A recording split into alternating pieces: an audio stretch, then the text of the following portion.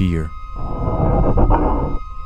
One of the strongest emotions one can experience. The interesting thing about it is that although it can appear in seemingly different situations, like fearing the unknown in the dark or facing an intimidating opponent, the way fear is felt in those two situations is the same.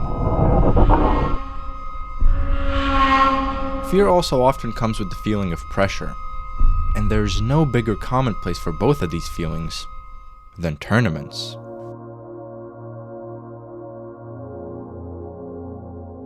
Although Osu is most often played in a single-player kind of way, picking your own maps, pace, and difficulty aspects, there's an even more niche side of Osu competition that often isn't credited as much as it should: tournaments. There is a monumental difference between playing solo and against someone, because instead of you being able to grind out a map until you get a score you want, you have to perform right then and there. So besides needing to be good at the game, you also have to have good nerve control, learn skill sets you previously ignored, and just in general challenge yourself, and hope that your opponent will be having a bad day. For these and many other reasons, not every top player will also be a top tournament performer. Therefore, to an unassuming onlooker, it might not be easy to identify the best Osu tournament player. Or is that so? Because in recent years, whenever the conversation surrounding the best Osu tournament players arises, one name will never not be mentioned. Maliszewski. Whenever you look at someone's Osu profile, you see their top scores and their bio that no one ever reads. But players that have been skilled enough to win or place highly in prestigious tournaments have the honors of displaying those performances in the form of a tournament badge. And since really only one person or team can earn a tournament badge per specific position, possessing even just one is not a common achievement. But if you were to take a quick look at Maliszewski's profile, you would immediately understand why he's the most feared Osu player. Osu is one of the most recognized rhythm games in the world. Although you might have not played it, you've very likely seen someone play it or a streamer react to it. More often the term aim trainer gets mixed into the same sentence as Osu, but that is the furthest thing from the truth. Not only because many of the players use a drawing tablet, but also the game is more about rhythm and reading rather than the three-dimensional aim and position training. The game's core mechanics date all the way back to its infancy in 2007. The game was far simpler back then. You just had maps and you were able to play them. No custom skins or even modifications to change the game. However, to diversify the game, both of these features would be created and added to the game. Even though skins are an interesting topic to discuss, the more important aspect to cover are mods. They can make the map you play harder, easier, or give you a completely different approach to playing the game itself. And there are some key mods that you should be aware of, like Hard Rock. As the name implies, the mod makes the map you're playing harder.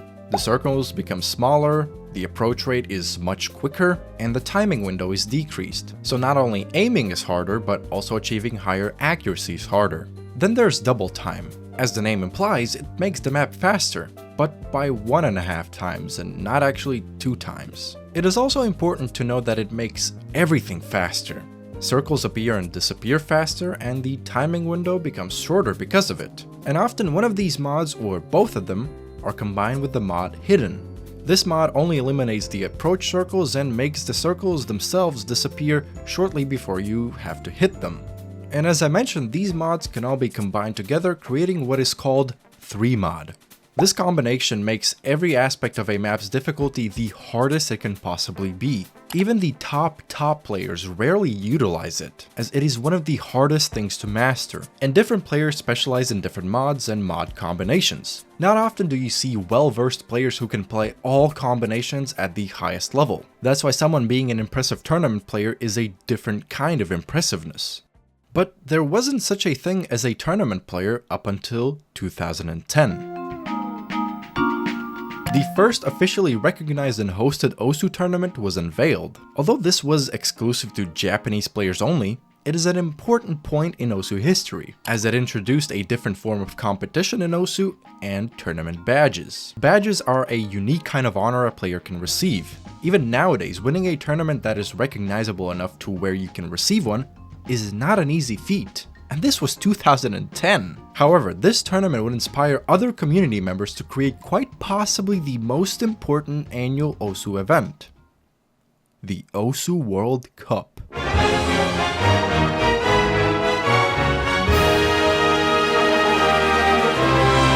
The OSU World Cup is the most prestigious event a player and his team can participate and potentially win, and the first ever iteration was in 2011. This was a single elimination country versus country tournament, meaning if your team loses, well, that's it. It would adopt the much more preferred double elimination format where there is a loser's bracket, but for the first 3 iterations this was not the case. Although the presentation, format, and just the general gist is a far cry from what it would become even a couple of years later, it was quite successful. It would inspire other community members to create their own tournaments. These would typically be reserved for specific countries or regions, like the OSU China Winter Tournament. And many more OSU tournaments would spawn over the years, and if we sat here and went over each and every single one, there would be too many. But another important thing about tournaments are map pools. In the earlier years of the OSU World Cup, there was just a playlist that was played through, and the best team on each map got a point until one of them won. And all of these maps were played with no mods.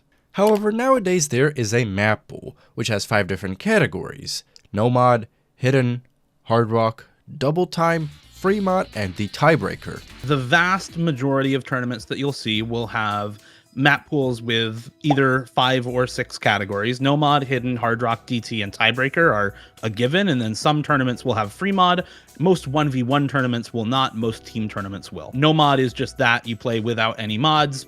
Usually Score V2 and No Fail are enabled because No Fail has a 1x multiplier on Score V2, so you can just have No Fail on, prevents team fails from happening within the multiplayer lobby, and that's the case across all of these maps. You'll have usually an aim map, a base extreme map, and then a speed map. Usually that's No Mod 5. It can vary nowadays. We're kind of moving away, especially in more high-level tournaments and large open rank tournaments, moving away a lot from having specific types of maps ascribed to specific spots within the map pool, and then make sure that generally the skill sets are balanced and we don't care where they end up. In hidden, you'll usually get the same thing. You'll get a kind of more awkward aim map, you'll get a low AR reading map, and then you'll get some kind of maybe flow aim, tech, something like that for the third one.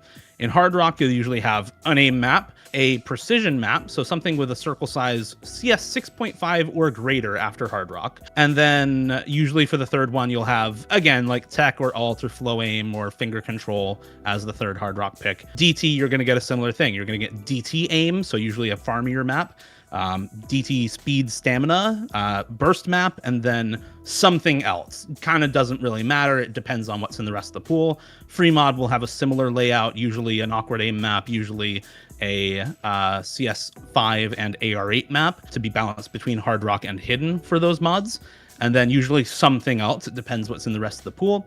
And then your tiebreaker, which usually attempts to balance as many skill sets as possible within the same map, and sometimes doesn't attempt to do that and just has a specific skill set that it's targeting, but with a lot of secondary skill sets introduced within. A good example of that is a lot of tournaments for a long time used kind of DMB maps as their tiebreakers. So these 5-minute burst maps with lots of aim, a little bit of slider tech, a little bit of finger control, kind of all mixed in. That's a great example of something that's mostly aim, but has a lot of other stuff going on in it. It is important to note that there are tournaments that play around with the rules surrounding free mod and the mods that you can use, but those aren't necessary to outline here.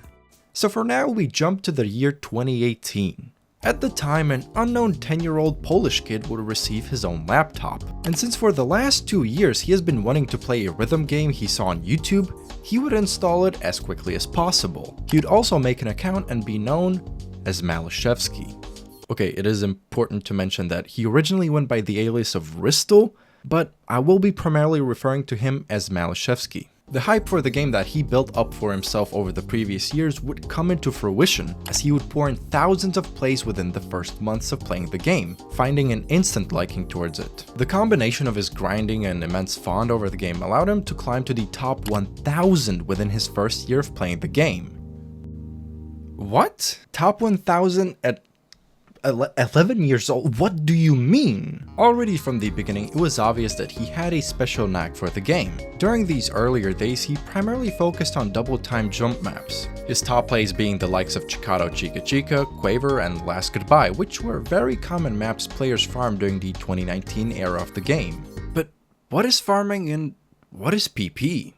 Well, the way that players are ranked in the game is based on the performance points system. Performance points are granted for plays on ranked maps. There are also loved maps and unranked maps, which give no PP. These values are based on the map's difficulty and which mods you use to increase or decrease said difficulty. And each player has a total or raw PP which is used to rank them, the sum of which is based on a player's 100 highest PP plays, which are weighted. Meaning if your top play is worth 100 PP, it adds 100 to your raw count. But if that play is the 100th highest play you have, that will add just 1 PP to your raw count. Hence the term weighted. Although understanding how values are calculated on each map is relatively complicated, even for the developers, the general consensus is that if a map is harder, it will be worth more. Now, yes, there are many exceptions to this rule, but those will be outlined later when needed. But for now, what is important to keep in mind is that the more, the better. So that's a quick rundown on how PP works and why it's important for the game. Although his improvement was definitely far above the average, there wasn't yet anything that would make him stand out. And this grinding would also slow down after the summer of 2019. And while Maliszewski takes his break, we should look at one important community figure during this time: vaxei.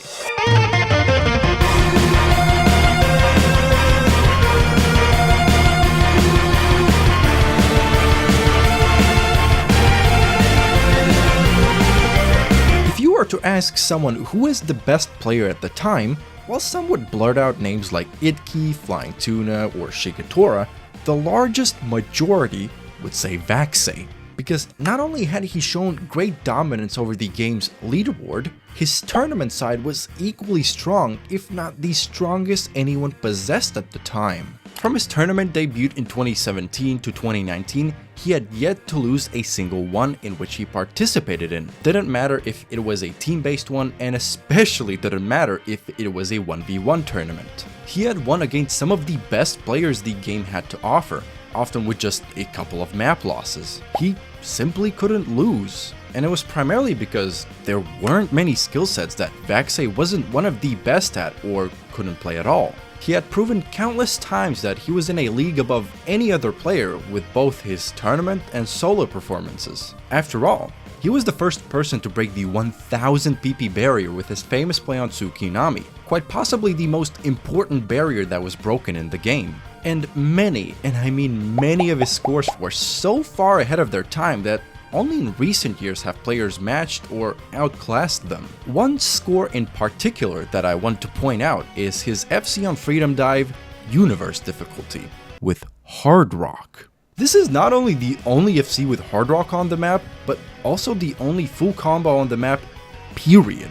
In nearly 6 years of the score existing, no one has even FC'd the map with no mods. If it isn't clear enough, vaxei was truly the king of Osu during that time. But unfortunately for vaxei fans, he would slowly start drifting away from the public eye, until he would eventually go great, meaning that he hadn't logged on to the game in over a month. Though, as he would dwindle away, Maliszewski would come to light once and for all. He would fully come back to the game in the month of August, quickly de-rust and get back to his old antics by setting a new top play on Sotark Start Again, getting his first 700 PP play. And with this new top play and him coming back, he went from rank 400 all the way up to top 140. This comeback and improvement gave him new motivation to try out different avenues of the game. Tournaments. With the turn of the new year 2021, Maliszewski, at the time still going by the alias Ristel, signed up to his very first tournament, Nick's Winter Cup 2021. And for a first-time tournament appearance, this would be an insanely challenging one, as other participants included half of the United States OWC team, which at the time was an unstoppable force, and other strong faces like Flying Tuna, xootynator, and Skydiver. Although the streams haven't been archived, we can still see the stats of these face-offs, which overall were insanely close for Maliszewski. His first opponent was Skydiver, who he would push to tiebreaker. But unfortunately, Skydiver had the upper hand, sending Maliszewski into the loser's bracket. There, Maliszewski would also not get a break as he was matched up against xootynator, one of the most consistent players at the time. And similarly to the matchup against Skydiver, Maliszewski was able to push the match to tiebreaker. But even though Maliszewski had the accuracy advantage,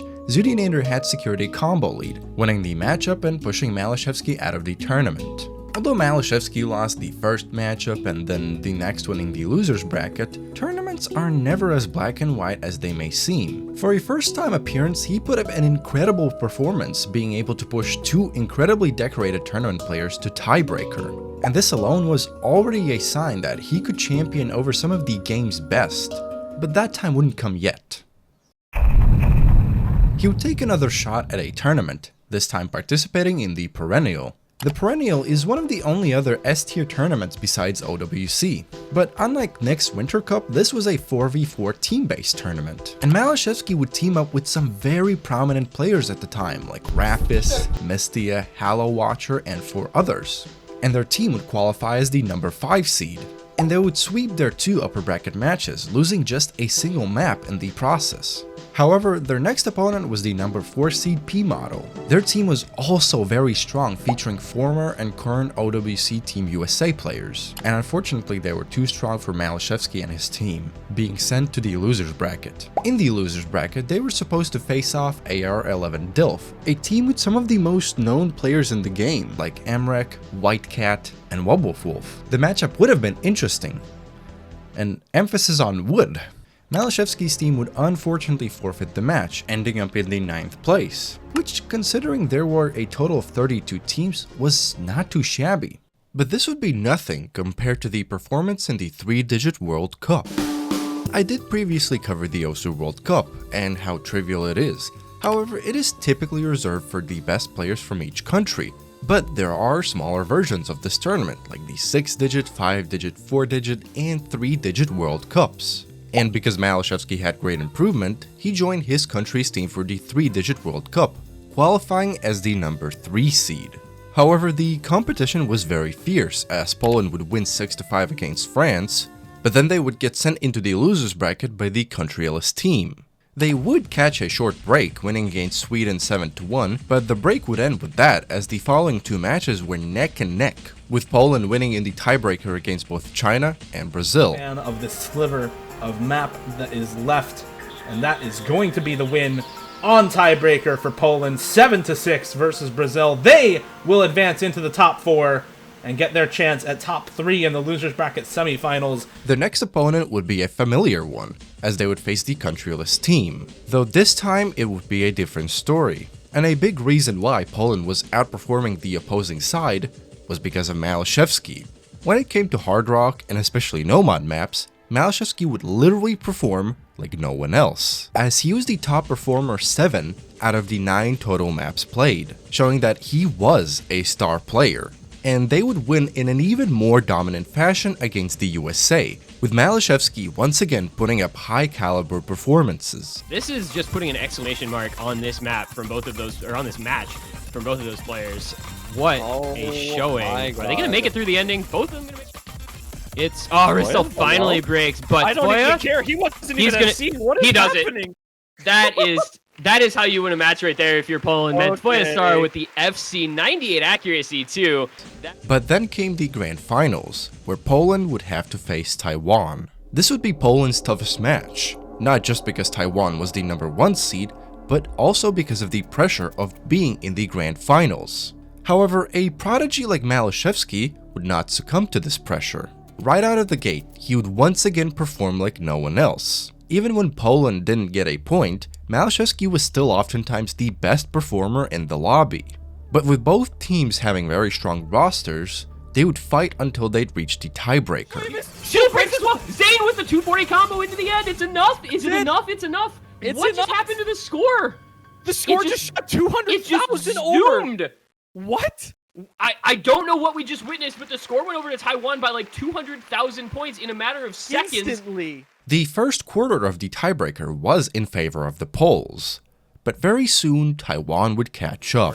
But we're going to get right back into the squares, and it's going to be Voyastaro to find a miss for Poland here. So it's 2 combos to what is now 3 for Taiwan. They're finally starting to gain a grip on this map a little bit here. Nobody finds a break. Taiwan has massive combo advantage. There goes Wolf, and he falls apart on the street. 24-hour gone as well. It's a full combo reset once again. Zane and Ristel. No, it's just Ristel. He doesn't have enough score to build up on his own, though. It's going to be close. Is there enough time here for Voyastaro to try and bring back some of this score? It's over 100k. I don't think the density's high enough. It's still just at 80k now. It's not closing fast enough. But man, there's a slow section at the ending. Oh, it's a break from all of them. It's a full reset. It's over. They lost. That's gonna do it. That's gonna do it. That was the last gasp hope for Poland, and I don't know if it would have been enough anyway, but it's gonna be Taiwan. It's gonna be Taiwan taking it 7-6 in a tiebreaker, 100,000 points. Your victors of 3-digit World Cup 2021, Team Taiwan. What a match. In the end, with all of Poland's efforts, Taiwan would take the crown. But although Maliszewski and his team would not receive the win and a badge, the performance of Maliszewski put him on the radar for up-and-coming tournament players, and he would continue in his journey to show the world what he is made of.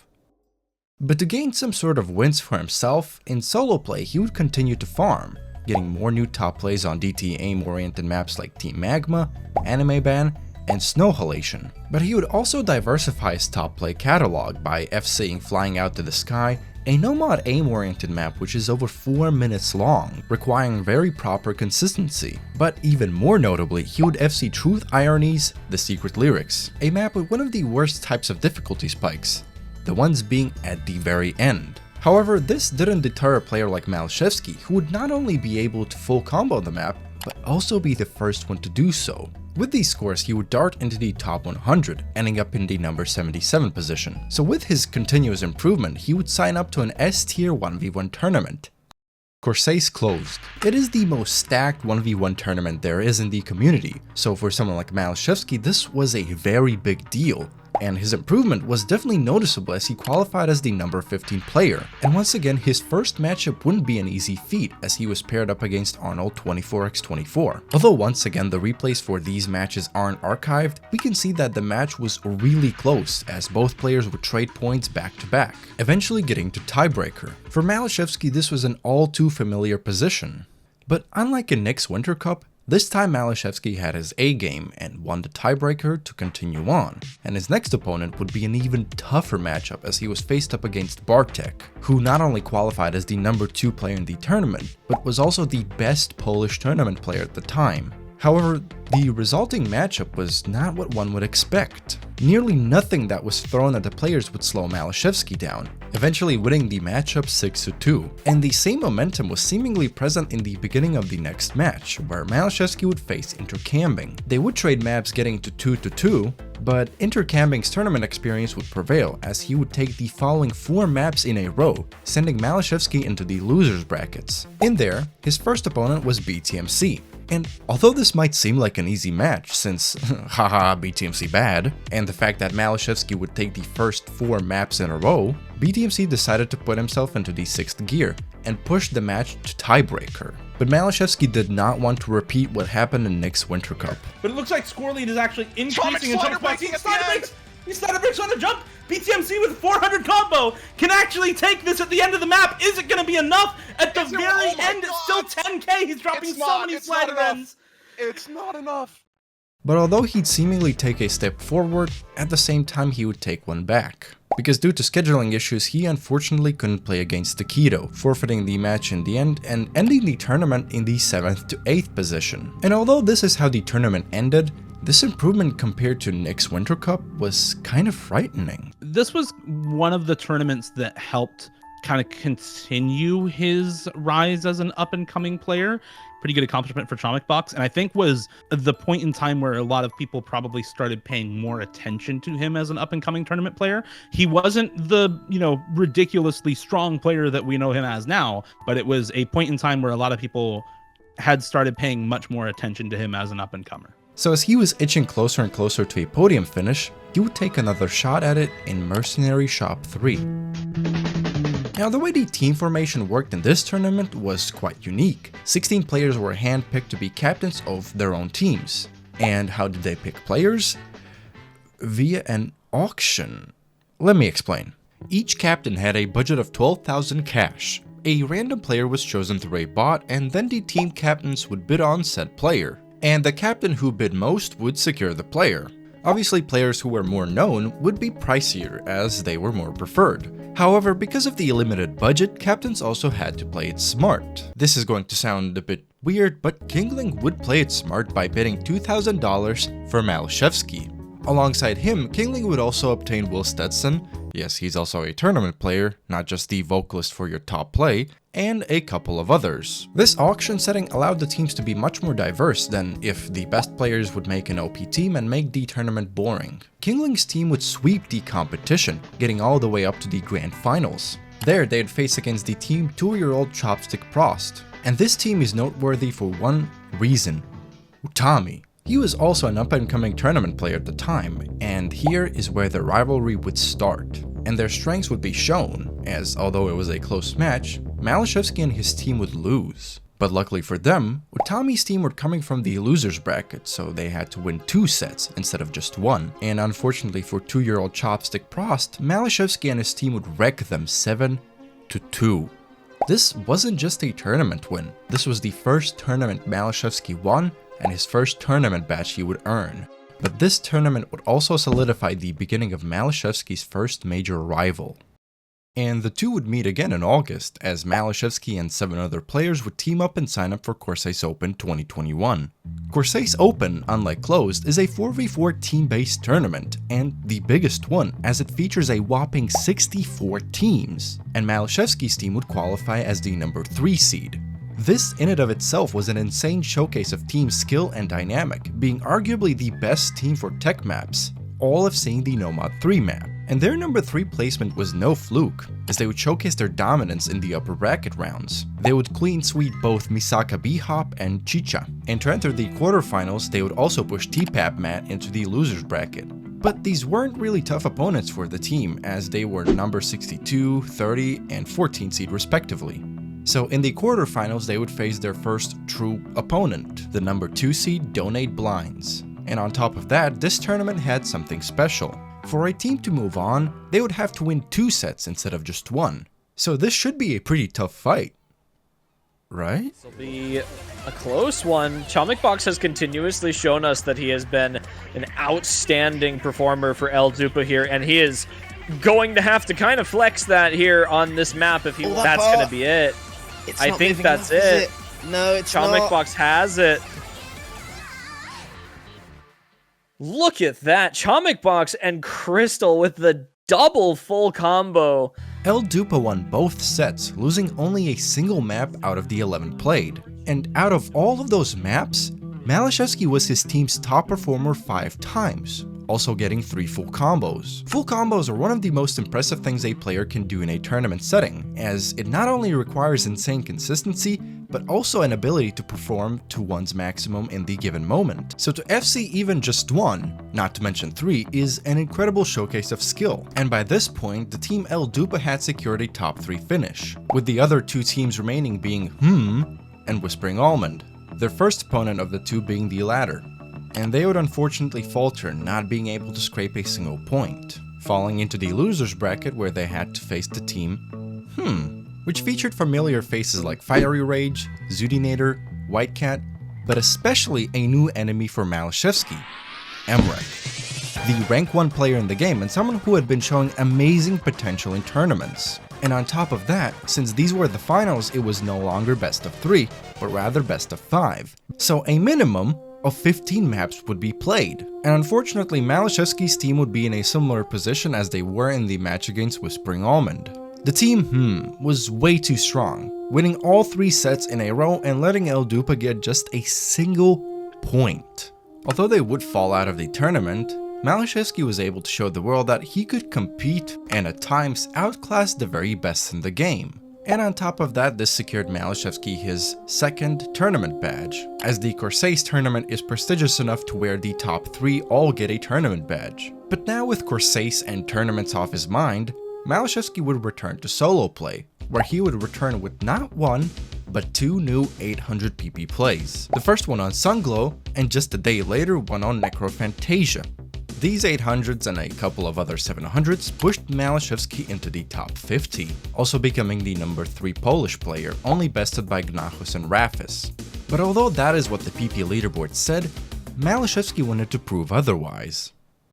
When I said tournaments were off his mind, I was kind of lying. You see, alongside Corsace Open, he was also participating in the Polish Masters tournament, where 64 of the best Polish players participated. So from August to October, Maliszewski made quick do against every single opponent he faced. Those included Rebella, Squarem, Tatris, Marek Marucha, and Larox PL. He played a total of 31 maps and won 27, only losing 2 maps to both Marek and Squarem. And although it might seem ironic considering his top plays, but his losses were on double time maps. The difference between the DT plays he had in solo play to what is played in tournaments is very stark. In tournaments there is a much greater focus on speed, finger control and stamina, which unfortunately Maliszewski wasn't as comfortable with, but even that didn't stop him from outclassing any Polish player. Even his next one, which was MONTAGE, who he would sweep 6-2. However, in the grand finals he would have to face his toughest opponent yet, Bartek. If you recall from earlier, he was still arguably the best Polish tournament player, which he would continue to solidify in the same tournament by besting players like Wobblefulf and MONTAGE in the losers bracket, where he had a very similar performance to what Maliszewski did prior, winning 8-2. And when they would face off, the sentiment was as to be expected. The two players would trade points, getting to 4-4. But in that moment something clicked to Maliszewski, as he would put the match in a stalemate and win the following 3 maps in a row, closing out the tournament entirely. This win solidified Maliszewski as the best Polish tourney player, and also granted him 800 Polish zloty, which is roughly $200. So if he's now one of the best tournament players in his country, where can he showcase this the best? As we discussed before, the OSU World Cup is the most sought after event in OSU every single year. Being able to participate in it is also not an easy feat, as not only do you have to be one of the best in your nation, but also your nation has to be one of the best. And although Poland possesses some of the game's best with the likes of Rafis, Wobblefulf, Bartek, and now Maliszewski, their performances often leave a lot to be desired. But now with a new face, maybe Poland has a shot at recreating their 2017 run. Their first match was against the Czech Republic, which they predictably devoured. In this match, Maliszewski was able to show just why he was the perfect fit for the team. He was the top performer in 3 out of the 6 maps played, and managing to get a full combo on 4, only being beaten on DT maps where they had Rafis. Similarly, in their match against Sweden, Maliszewski would be the top performer in 6 of the 8 maps both teams played. And the cherry on top here is that in every single map where Poland lost, Maliszewski was still the best performer not just on his team, but the entire lobby. So his crowning as the best Polish tournament player was definitely something that was being proven as true map after map. But then they would face Germany. The German OWC team is nothing to scoff at. In the prior years, they were proving themselves as more than capable to compete against the very best countries, as they finished 3rd in 2018, 4th in 2019, and most notably 2nd in the previous year's iteration. And in 2021, they seemed stronger than ever before, qualifying as the number 3 seed. And although Poland fought hard, especially Maliszewski, Germany's overall performance was too strong, sending the Poles into the losers bracket, where they'd have to face Romania. Now, although Romania qualified as the number 15 seed, do not let that number fool you, as they were able to perform well on Poland's level, taking the match to 4-3 in their favor. And unfortunately, the Romanians would put themselves into overdrive, as they would win every single following map, pushing Poland out of the tournament completely. It's going to Romania, just about! Romania have done it! 7k! 7k! 7,000 points! Poland have gone. Even with Maliszewski's incredible performance, the OWC is a team-based tournament, and not a one-man show-off. Although their team finished in the 9th to 12th place bracket, a big reason why they managed to get many points was Maliszewski. In round of 32 and 16, Maliszewski was the 12th best individual performer. But that is not all. In quarterfinals, he swept the competition and was the best player in terms of produced scores. So for a first-time appearance on arguably the biggest OSU stage, this was nothing to scoff at. And so he would continue what we now can call the Maliszewski tradition, where he goes from performing insanely in tournaments and translate that into solo play as well. In late 2021, the Xexar PP rework hit the game. A PP rework, as the name suggests, a sort of an update to the system that rates how much a play is worth. With this iteration, A maps were heavily targeted, and considering the large majority of Maliszewski's top plays were aim-oriented maps, he was affected heavily and his rank fell back to 70. But this change seemingly gave Maliszewski an idea, and that was to diversify his top plays. He would achieve this by playing longer and more stream and stamina oriented maps. Those include a hidden Hard Rock FC on Benzo, which was the second ever hidden Hard Rock FC on the map, a hidden FC on Angry Fur sniping White Cat, and most notably, he got hidden scores on the two hardest Yomi Yoris. The first one on Rivens, which was his top play at 836 BP, and the other one on the Dokitos. At the time, Dokitos Yomiuri was one of, if not the most cursed map.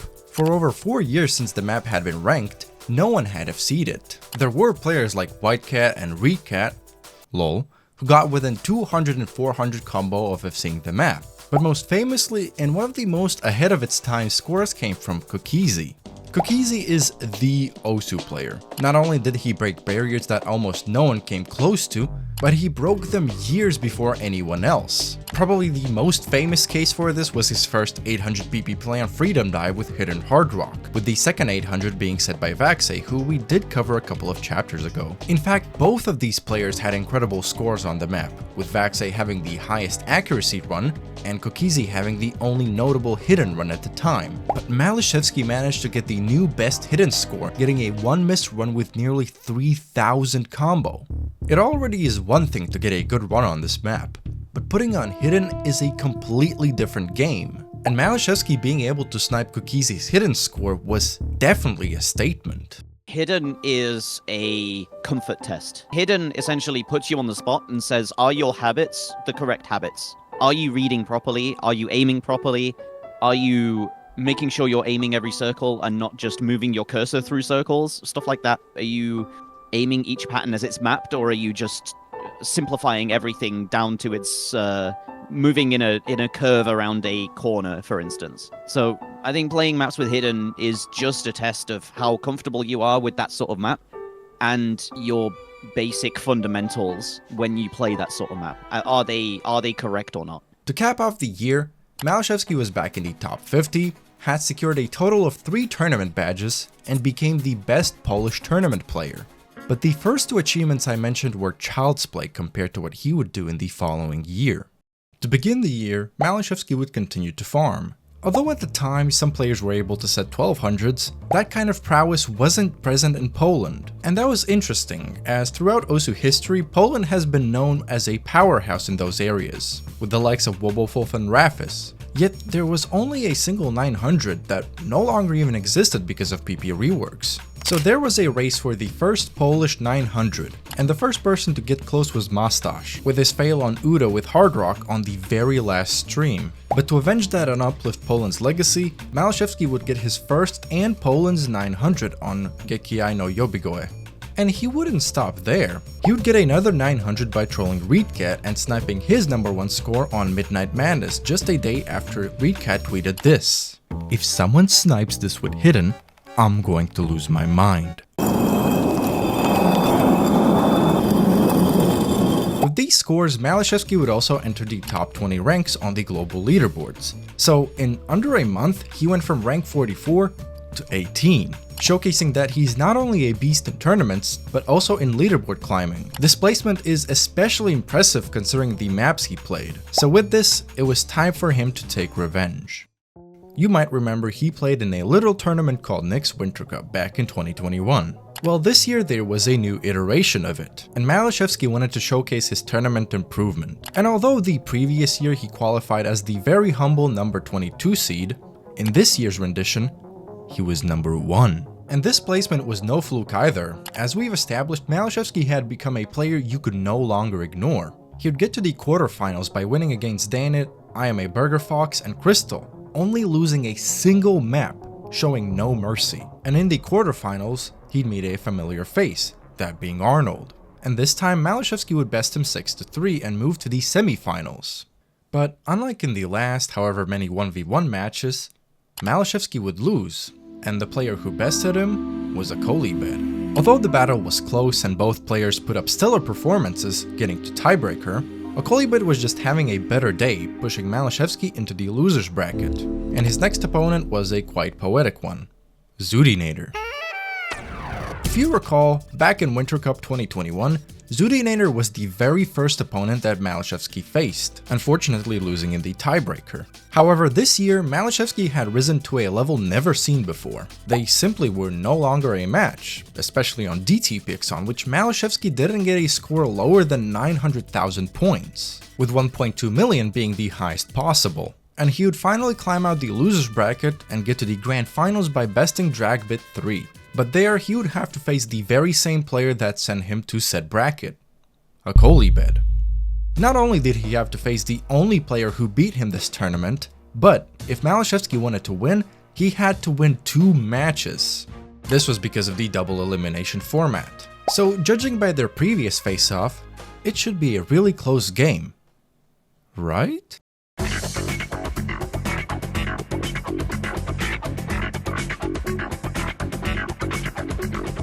Something clicked with Maliszewski, whether it be the change in map pool that favored him more this time, or that he just had a better day. Maliszewski won the tournament, which in the previous year he won none of the matches he played. There is something so beautiful about a player's growth like this, seeing them not only improve but devour the same players who bested them before, especially if it's in the same type of tournament. And at the time I didn't know who he was in 2021, but I guess in 2022, it must have been when he was kind of Chomik Box, and I got beat. And I remember thinking, who the hell's Chomik Box? And then people were like, oh, it's Ristel. I'm like, who the hell's Ristel? That's when Maliszewski era kind of came, and I kind of became aware, like, wow, this is actually, he's getting better and better. Like, I was seeing the improvement. He was getting better and better. And to celebrate this victory, he would continue his tradition and take a shot at the map Euphoria. Euphoria is a very well-known map, not only because it's challenging, but it possesses nearly every streamlined skill. Those include streams, jumps, and heavy amounts of aim control. On top of that, almost every single section is incredibly long and stamina draining, so you need very proper consistency. Combine all that with nerves and you have one of the best maps to test one's skill. But since we know how diverse and consistent Maliszewski is with all of those skills, he would become the 3rd person ever to full combo the map.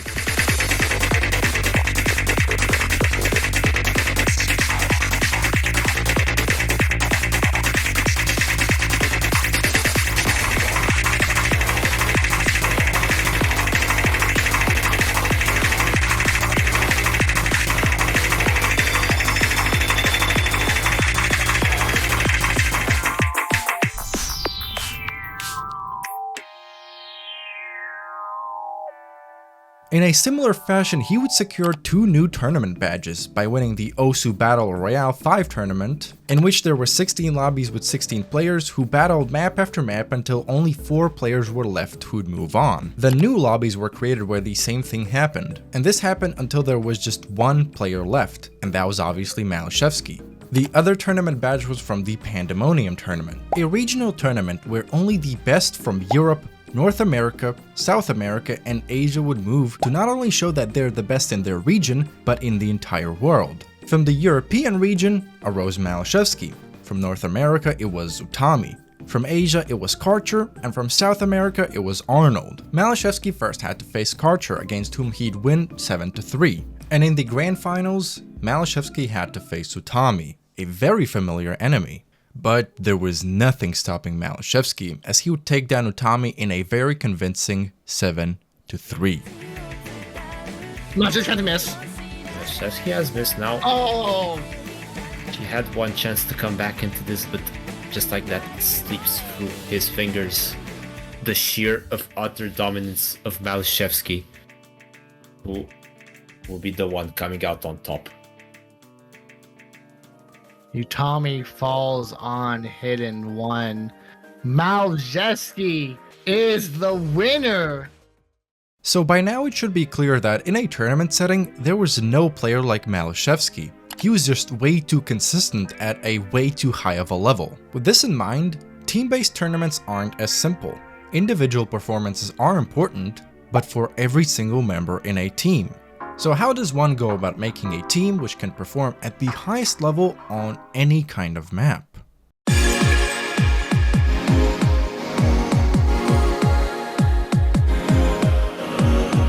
To say that Maliszewski and his team was stacked would be far too correct. They filled every single possible skill set that could show up.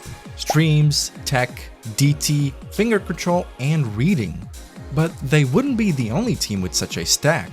Teams Very Cool and El Dupa occupied a very similar standing, so it wasn't yet clear who'd win. I mean, that's the whole point of a tournament.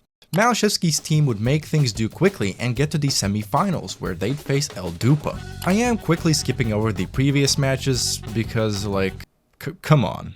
But they would also face their first roadblock, losing Matthew, as he was banned from tournaments for 6 months because of throwing. But in the match against El Dupa, the teams would stay head-to-head, taking the match 4-3 and then 5-4.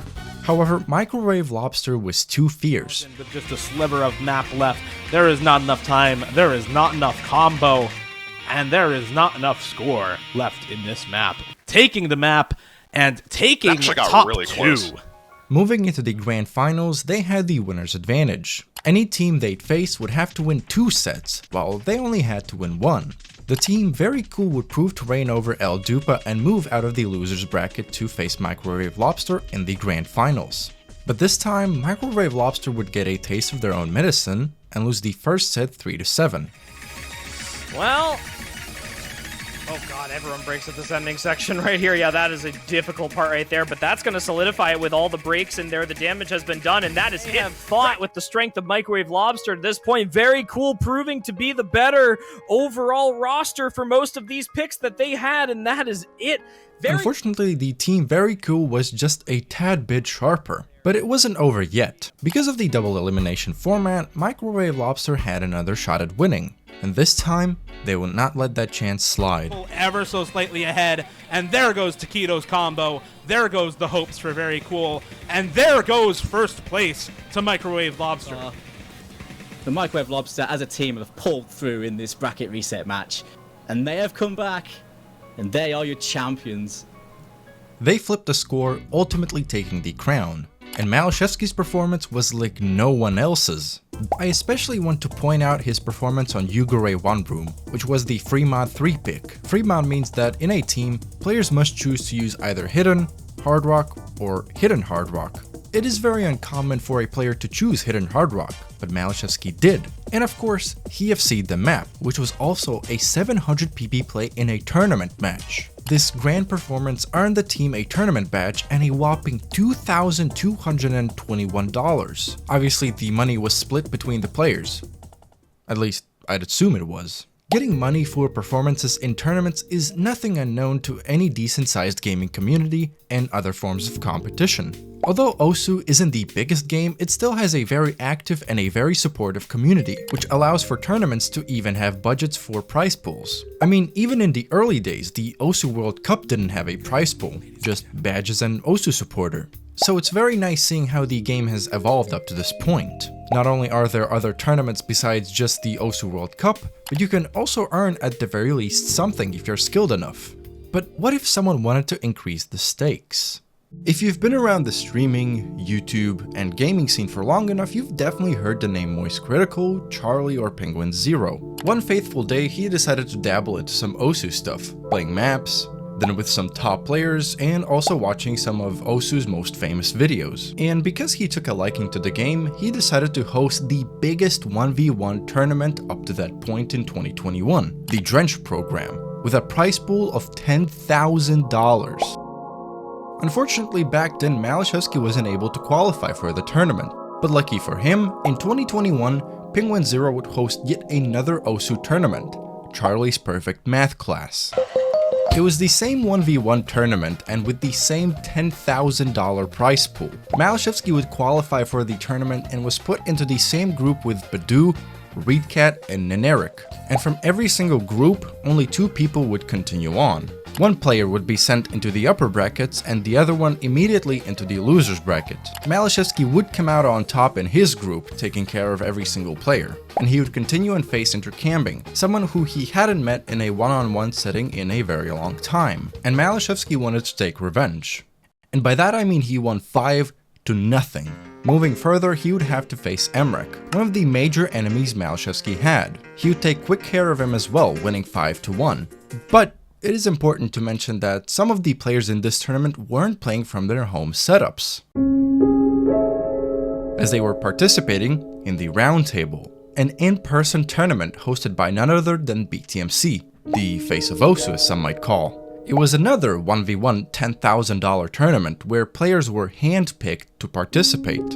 And although many of the game's best were picked, Maliszewski wasn't one of them. But for now that's all you need to know, because this tournament may or may not come up later. The next player Maliszewski would face would be Utami, another familiar face and another player that was also in the Roundtable event. Their matchup was the first close one Maliszewski had. Both players were neck and neck on a myriad of maps, with Utami besting Maliszewski on primarily higher BPM stuff. But whether it was Utami focusing more on the Roundtable and or not playing at his home setup, Maliszewski would not let Utami breathe and pushed him into the losers bracket. And he's going to keep missing. I'm not too sure if it's enough quite yet. It might need to be a bit more than that. Yeah, I think he's gonna hold on to this. Yep. At this point, Maliszewski had guaranteed a top 2 finish. But what wasn't guaranteed was who he'd face up next. The primary suspects were Whitecat and Utami, both very prominent tournament figures. And since Utami wasn't playing at his home setup, it should have been a close battle between them. And if you placed a bet on either player, you were wrong. Jaconi, or as he was named during this time, Leverussian, was on an insane run in Charlie's Perfect Math class. He was sent into the loser bracket in the very beginning of the tournament, where he pulled all the emergency plugs and went on a rampage. He beat Lolo234, Karcher, Bartek, and also Whitecat, which was probably the most intense match of the entire tournament. These patterns have caught so many players through this entire tournament so far. No, he's not able to. That's gonna be it. Whitecat is able to make it through that burst, and that might actually just decide the map entirely. There's still the ending. Whitecat misses at the very start of the ending. There's still hope. There's still hope. He missed it more. Right now, Leverussian looking to secure the point. Is he going to do it? Whitecat misses at the end. And Leverussian, top 3! And in his next matchup he faced Utami, and although each and every single match was nail-biting, he would eventually prevail as the better player in that match. Nice. Я топ-2? Что? His own disbelief of how far he had gotten was not surprising at all. After all, there was a reason why people were comparing Utami to vaxei in terms of tournament play. And to beat someone like that in one of the highest stakes tournament was not something that any other player could do. But Ciccone wasn't any other player.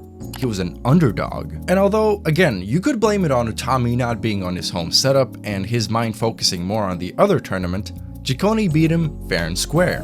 And so there was just one player left for Ciccone to beat. And sadly for Ciccone, that player would show no mercy. Round 2, all the way here to grand finals. He played so well earlier today and earned himself the top 2 spot, but Maliszewski is just too good. 2 full combos out of the first 3 maps, and then still able to pull off really solid scores on these last 2 and close it out cleanly. Such a good performance from Ristel in this matchup. Maliszewski won 5-1, a near clean sweep, winning on quite possibly the biggest stage he had ever been and earning not just a tournament badge, but also $4,500. Currently, this is still the biggest sum that a player has earned from a single tournament, and he ties this achievement with vaxei, the previous year's Moist Critical Tournament's winner, where vaxei earned the same sum. And now, since Maliszewski has been able to beat some of the game's best in a one-on-one situation, a question arose. How would he pair up against vaxei? Well, that question wouldn't be answered just yet. It was very common for vaxei to disappear without a trace or a proper explanation, and during this time period, he was nowhere to be seen. So Maliszewski was still reigning as the unofficial king of tournaments. And so he would continue the year by winning a myriad of tournaments, most notably Kanyo Cup 3, a 4v4 tournament where he once again faced Utami, though in a team setting. Maliszewski and his team still won against them and subsequently the entire tournament. Then him and Hades paired up to participate in the Finnish Duo Cup. No, Maliszewski didn't become Finnish as the tournament required just one of the players to be Finnish. Obviously, they qualified as the number 1 seed and finished the tournament in a very convincing fashion. But one surprising tournament finish was his and his team's finish in Corsace Open 2022. Now, to explain why their finish was surprising, we first should look at their roster. Maliszewski, Utami, I'm a Fancy Lad, Rectagon, and many more top tier players. What even is this lineup? Well, it's definitely a lineup almost no one could beat. Almost. It was very predictable that they would quickly take care of the lower ranked seeds, but besides that they also clean swept the team who qualified as the number 4 seed, and so they would get into the semifinals with just a single map loss. But then came the team Goofy Lil Jits. Their team consisted of players like Mrekk, Whitecat, xootynator, Henry, and most notably in this tournament, Kriller. Although an incredible roster, one of their players, Mrekk, wasn't present for this match. And although they fought a hard battle, the absence of one of their best players in their team did weigh on them, ultimately losing and being sent into the losers bracket. However, they would climb out and face them once again. But this time, it would be an even harder match, as due to the double elimination format, they would have to win 2 sets. But someone was back, and would unite with Kriller to avenge their past doings. Kriller just looking like the beast he was yesterday, performing like a monster on the weekend here. It is still going to be the win for Goofy here. A 3-0 start in the grand finals. Do have some combo. Kriller is going to match the combo from Fancy Lad, but there is still score lead. Oh my god. Wait, everybody's gone. Oh dear. Oh dear. Hold on to your hats. It's not enough. The map's over. I forgot it ended that quick. Mrekk and Kriller hold. That's a 4-way break for Whispering Almond. We're going to bracket reset. Goofy taking the first set 7-4. FCs for Kriller and Mrekk on this map. Goofy will out. But again, this would not be the end of the match, as Goofy had to win another set. And both teams would perform to a level we often don't see. Have no words right now to explain what is going on. This is incredible. And that means only one thing, Dio. Say it again. Kriller is a quarter of the way through. Off he goes. And only a very few select players can truly put together high combos on maps like this. Combo through multiple different sections of the same map with those different skill sets involved. And Kriller is showing you a master class in how to do so right now. Still holding on to 1400 combo. It is everyone dropping the combos with nothing to take advantage for Whispering Almond. It is safe to call at this point, with only this last slider aim bursty intensive section left in the map. What a match. What a tournament. It is done. In the end, Whispering Almond was unfortunately best set in the tiebreaker, as Kriller decided to put himself into the 6th gear and topple the entire lobby. He's, I don't know, maybe like a dark horse. Like, people know he's good, but when he shows up, he's even better than people think, right? So he's one of those players. He saved us on that tiebreaker. Like, we won because of him, basically. And my mouth was open watching that, I remember. I was getting so excited, I had to unmute early and say, yippee, like, we won, thanks, Kriller, and Fire Ray just telling me to be quiet. Like, I was so excited, though. He really saved us there. Although unfortunate for Maliszewski and his team, this does show one thing, and it's that you can never predict an outcome of a tournament until it happens. But, as per tradition, Maliszewski would return to solo play.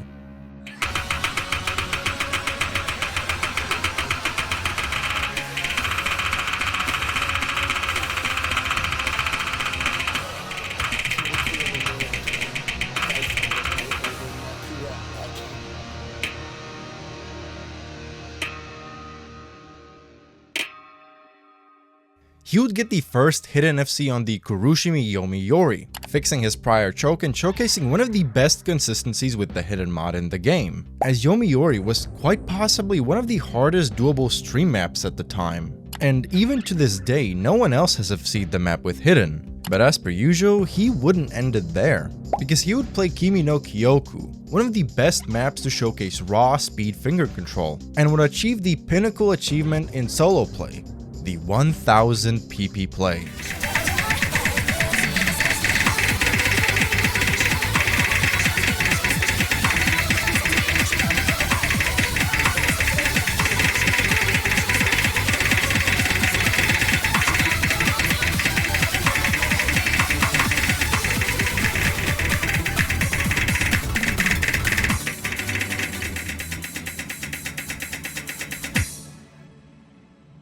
Getting a high accuracy play on a map like that of Kimi no Kyoku is already impressive enough, but getting a 1K is even more so, as you need to have at least 99% AC to get that, which on this map is something that only 2 other players did. One of them was Mrekk, the literal best player in the game, and the other one being Mathy, quite possibly the best speed finger control player in the game. And with plays such as these, he without a doubt showcased to the entire world that, in terms of stamina, consistency, and finger control, there is no one quite like him, both on a tournament stage and in the comfort of solo play. Also, not to mention that this was Poland's very first 1000 PP play ever. No nerfs from reworks, no nothing like that, the first ever, period. And right off this hot streak of insane tournament performances and plays, the biggest OSU annual tournament was just around the corner, and is the best place for someone like Maliszewski to showcase his skills. OSU World Cup 2022. Unlike many of the previous year's iterations, for the first time there was genuine hope. What kind of hope, you may ask? Well, for the United States to be dethroned. Ever since 2015, the United States were an unstoppable force, winning every single iteration of the tournament. Besides 2017, where they were bested by none other than Poland. And how poetic it is that this year the 2 top qualifying teams were the 2017 grand finalists. And besides those 2 teams, others such as South Korea, Germany, and Canada were hot on their tails as well. And especially South Korea, who got a new team addition, that being worst hard rock player. A new potential enemy for Maliszewski, but we'll get to him eventually. Poland would start off hot, easily taking care of Team Turkey, Brazil, and Russia. Their next opponent, who they recognized from the previous year's OWC, Germany, had some other things to say. Similar to Corsace Open 2022, Kriller and Whitecat, and now Okinamo as well, were out for blood. With Kriller especially, as he was the top 2 performer in his team for almost every single map. And although Poland had the equivalent of Kriller with Maliszewski, Germany was incredibly fierce and made Poland sit down. But the end of the map is here, and the end of the line is here for Poland. They will be knocked down to losers bracket in the upset win for Team Germany, 6-3. In the semifinals. A mispick from Poland at the end of the match, and Germany will once more, for the 3rd year in a row, secure themselves a spot in the winners' finals. Obviously, this wasn't the end, as they fell into the losers bracket, and there they'd meet Canada. And although Canada had always been a consistent performer, making everyone think that Poland had no chance in winning, Theo's going to be the dissenter here because he feels the need to be, and he's going to say it's because of Ristel. And y'all really putting me on the spot. Anyway. However, no, it's Canada. I had before we get Twitter screenshot. Poland would show just why they were the number 2 seed that year. It's the accuracy advantage to Poland. It's a little bit of combo lead to Poland, I think, but it's so tight. It's maybe 60 combo at most, but there goes BMG with the drop. Persian with the drop to follow. A couple of breaks from him. There's a chance for Poland to break. There goes xootynator. That might have just lost it. Oh my goodness. We're right at the end of the holds map on. now. That's it. Oh my god. Maliszewski oh my goodness. breaks at the very end, but as if to put an exclamation point on this match, as if to say, I am the dominant force in this World Cup. Maliszewski with another huge carry performance. 2 misses at the very end, be damned. Taking down Canada in a 7-2 fashion definitely raised their confidence, but their next opponent would be a surprising one, the United States. It's a surprising one because for the first time in years, the United States were sent to the losers bracket, being sent there by South Korea. Gee, I wonder what happened there. So now not only would Team Poland have to face their strongest opponent, Maliszewski had an inadvertent battle against Utami, his strongest opponent. And so the remastered battle from 2017 was in full color. To have to claw this back for the United States team now. As we get into Mustache the hardest also section. breaking. Everyone except Fancy on the United States team actually holding through that part, and this is going to, it's looking to be a United States point at the very end here, just off these combos from Bashi and Utami at the very end. But it doesn't seem like it is going to happen. Break point for the United States. Slight combo advantage on the side of the US. Sawada and Ypan trade breaks. It is Maliszewski and Fancy holding on to the FCs, but Rektigon with the supporting combo might just barely be enough to get the lead back, and it will be just barely enough. Oh, but Sawada missed it! Break at the end. Oh my god! That break at the end just lost them 10k score and the point, just like that. 200k points of lead, and Rektigon misses immediately after a slow slider. Maliszewski, the only combo remaining, he needs to FC this map, and if he does, never mind. He broke on the buzz slider. Is that real? I think that was unfortunately real, map. The overall team score from the United States was better on this. He's not going to make up a 350k score gap. Crazy accuracy from him, though. 99.8%. It's just that one slider break. This would be the confidence booster that the United States needs to really go into the grand finals weekend. Have a three-way FC on a map like this. Like, you know, sure, why not? That's the classic United States everyone knows and loves.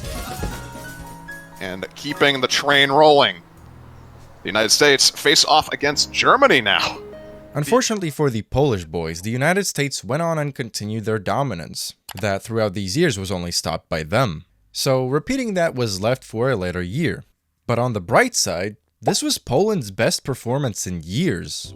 As mentioned before, after their incredible victory in 2017, they had difficulties finding a footing in the later iterations. More often than not, it was because the rosters at the highest levels are way too challenging to topple, and combine that with unlucky seeding, the results don't paint the bigger picture. But a 4th place finish in what was arguably one of the most stacked OWCs in years is nothing to scoff at. I mean, I think for a while they had not really had a reason to try hard, if that makes sense. They had good players, of course, but they didn't have a lot of players who would really push them to be extremely strong in OWC, and I think Maliszewski coming into the tournament scene is part of what helped push them forward again. You know, getting back into form and getting some players again who really helped with motivation, I feel, for their team. That's when I think they started really popping off. And for Maliszewski, he was the top performer on his team in almost every single map. And comparing this statistic to Utami, they were tied. The reason why I am mentioning their individual stats from this tournament and putting them head to head is because this would be the last time they would see each other in a tournament for a very good while, as Utami would leave the community soon after. But that kind of worms is irrelevant for this video. To tally up 2022, Maliszewski was now sitting with a total of 17 tournament badges, gaining 14 of those in this year. On top of that, he was in the top 15 players on the PP leaderboard, finally securing a 1000 PP play, having a bit over 600 number 1 scores on maps, and being consistently argued as the best tournament player in the game, with one person standing in the way of that title. Although Maliszewski was arguably one of the greatest tournament players at that time, if not the greatest, there was one phenom who he hadn't yet faced. Back when vaxei was active and online, he was a force that no one could come close to. And now, Maliszewski had essentially stolen that title from him, as vaxei was nowhere to be seen. Although no doubt Maliszewski would be more than willing to go up against him, how can you go up against someone who is no longer there? But then again, there were bigger fish to fry, like the Roundtable II qualifiers. The Roundtable is a tournament hosted by BTMC, the face of Osu and the biggest content creator. As mentioned before, the first iteration was a massive success. And unfortunately, since the participants were handpicked, Maliszewski stood little chance against getting a spot there. But Roundtable II was a different story. Any player skilled enough had a chance to get a spot, they just needed to qualify. Didn't matter if you were from the USA, Poland, South Korea, Hong Kong, anyone could hypothetically qualify. But before the qualifications could begin, Maliszewski would set a tragic hidden FC choke on Because Maybe Part 3.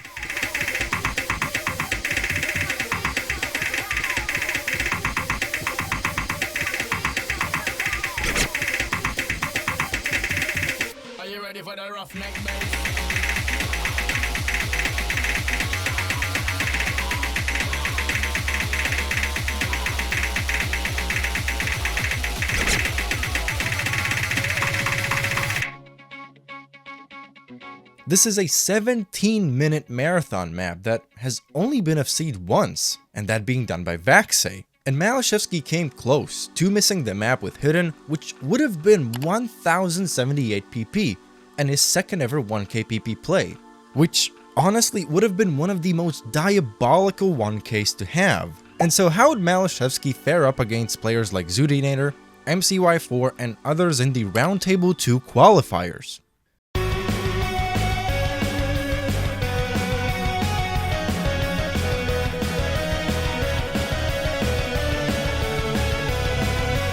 This sweep secured Maliszewski a spot to participate in the LAN part of the tournament. However, that wouldn't come until July, so for now we will put that away. In the meantime, he would win some other team-based tournaments and some 1v1 tournaments, most notably the Pandemonium International Showdown.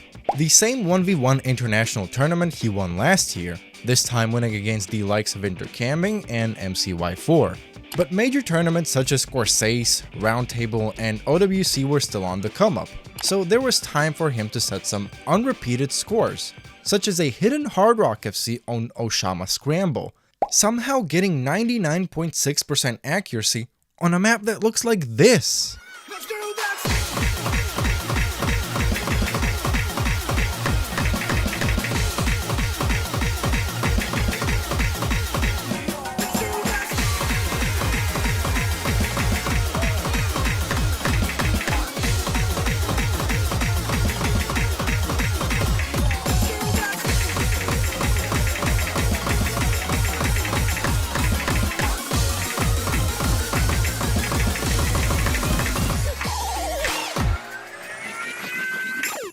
I got no clue how he can just aim those sliders and not miss any slider ends. Not to mention that this is not just the highest hidden Hard Rock accuracy score, but the highest accuracy score out of any other one. And that stands true even today, over 2 years later.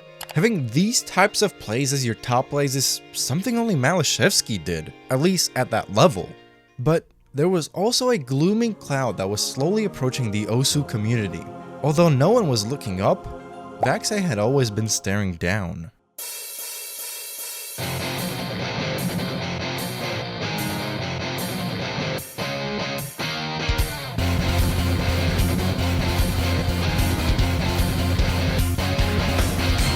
On April 15th, 2023, vaxei would boot up his stream for the first time in 14 months. Not only the greatest player was back and streaming, but also performing like the 14 months was just a mere 14 hours. To contextualize just how massive his return was, his stream garnered over 11,000 live viewers within the first couple of minutes, and within the first 24 hours of him coming back, he managed to sight read Chronostasis and get a 994 PP play.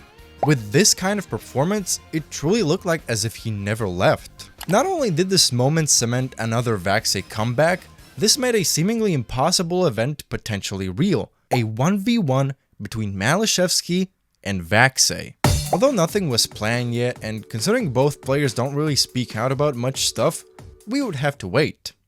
For only 6 days, because on April 21st, Osu All-Stars Twitter account, the home of bounty publications and documentation, yes, Osu bounties are a real thing, posted a blurry image of some text. But since people still had vaxei's comeback on their minds, they quickly figured out what the text read. And sure enough, a week later, a 1v1 show match between Maliszewski and vaxei was announced. Though the match wouldn't happen for a month so that both players could properly prepare and a prize pool could be gathered. And while the two were preparing and both setting incredible scores, the debate about who will win was really uncertain. In the past, people had asked the same question, and comparing poll results, although the tides had nearly neutralized, vaxei still took the upper hand, although likely because of his past shining brighter than Maliszewski's present. This match built up hype like no other in the past. Two arguably greatest tournament beasts the game had ever seen, facing up against one another, what more could one possibly ask for? And so after 1 month, $1,140 was raised for the winner to take home. And so, the match could begin. Good morning, good afternoon, and good evening, ladies, gentlemen, and everyone else watching. Welcome to the much-awaited vaxei versus Maliszewski show match. The gates would open with both players winning on their picks twice, with vaxei winning by slightly over 1,000 points. Spin to win! It's a spin to win!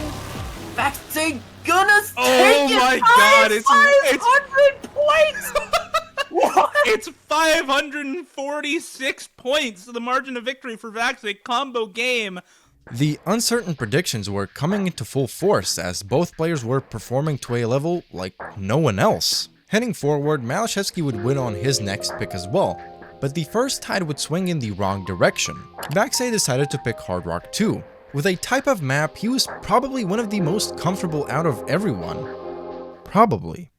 Score lead very, very small, still around that 20k mark. Any chain misses from either player at the end here could swing it entirely, but neither of them will miss, and it's going to be our first break point of the match. Over to Maliszewski, 4-2, up against vaxei now. Maliszewski would take the first break point and push the match even further to 4-2, and then even further to 5-2. Vaxei would, however, strike back, winning on his next pick to slowly start neutralizing.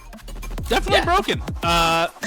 Just as just some of the scores we had for the showcase for this were just crazy. But let's not forget the opposing end. And he's gonna go and ascend onto match point and potentially hand vaxei his first 1v1 loss. But it might just be time for a new era in tournaments as vaxei now down match points against Maliszewski. Maliszewski would win the next pick, putting himself at match point in a 6-3 position. And it would seem like that was it. History was being written, and he could be hailed as the GOAT.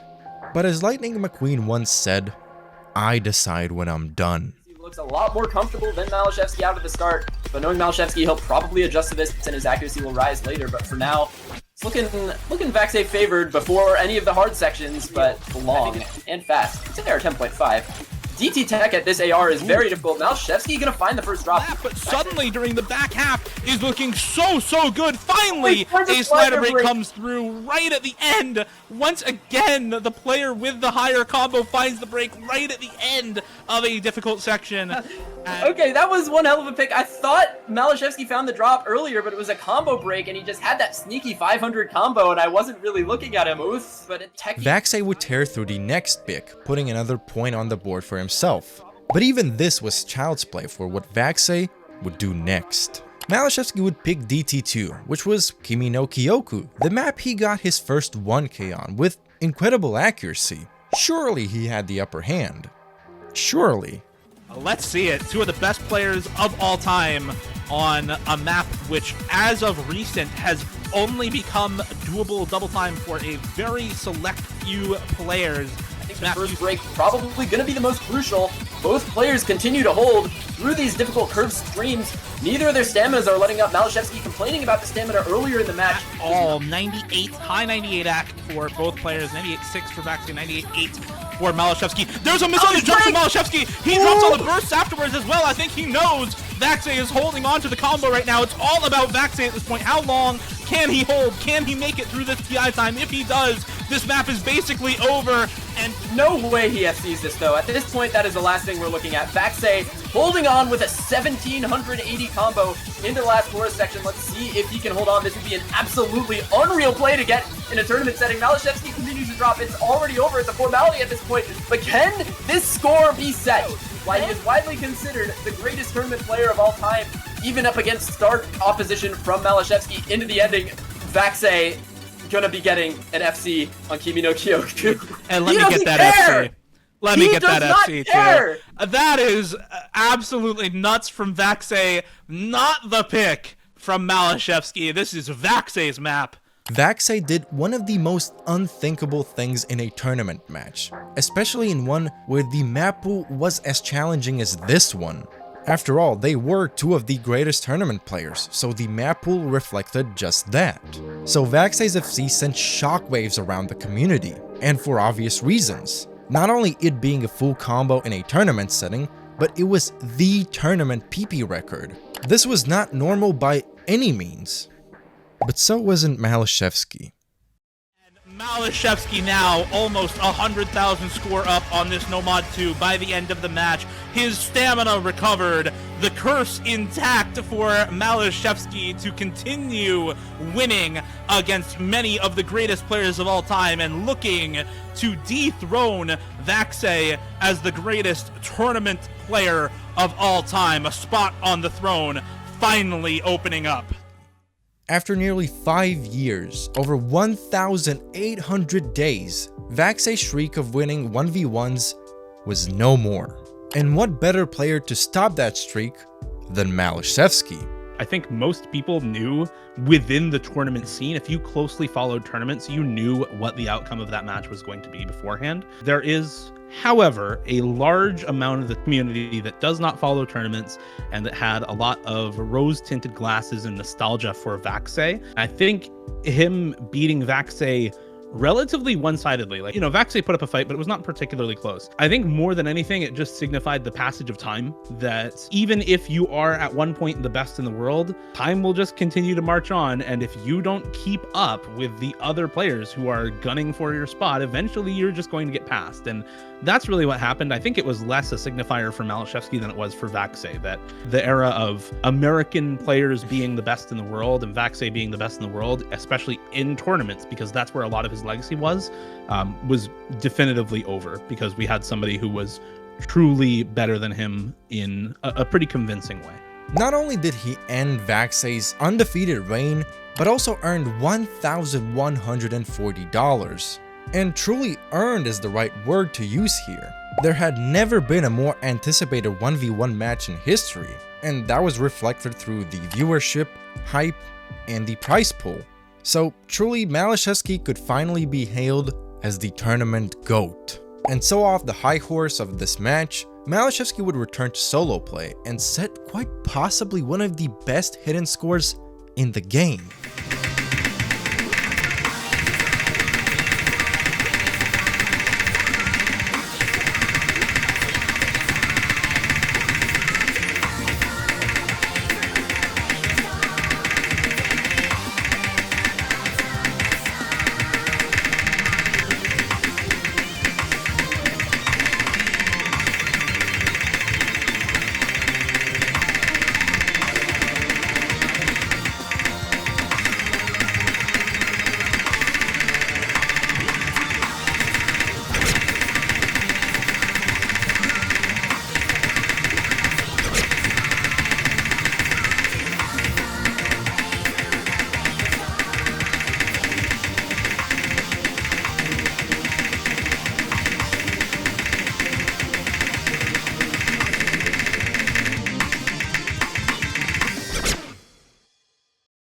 Seeing Maliszewski shake that much was something new, and it's clear why.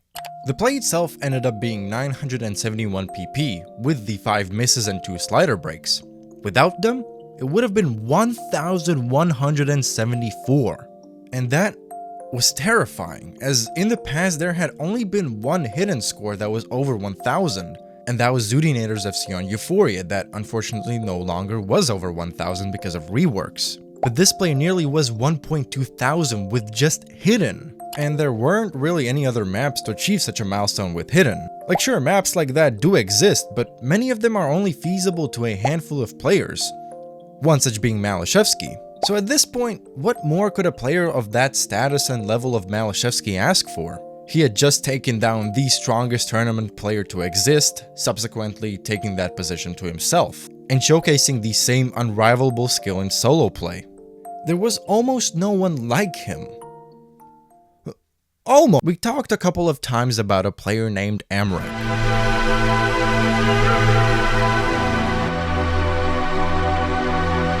By May 2023, Mrekk had been the rank 1 player on the PP leaderboards for over 2 years.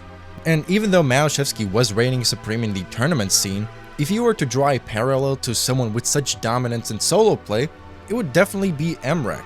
As for the better part of 2 years, he had been crowned as the best player, and that was simply because he was too far ahead of anyone there was, setting scores that are still unrivaled to this day, and not just in one skill set, but in almost every single one. And so there was a fair reason why people voted him as the #1 player in the entire game.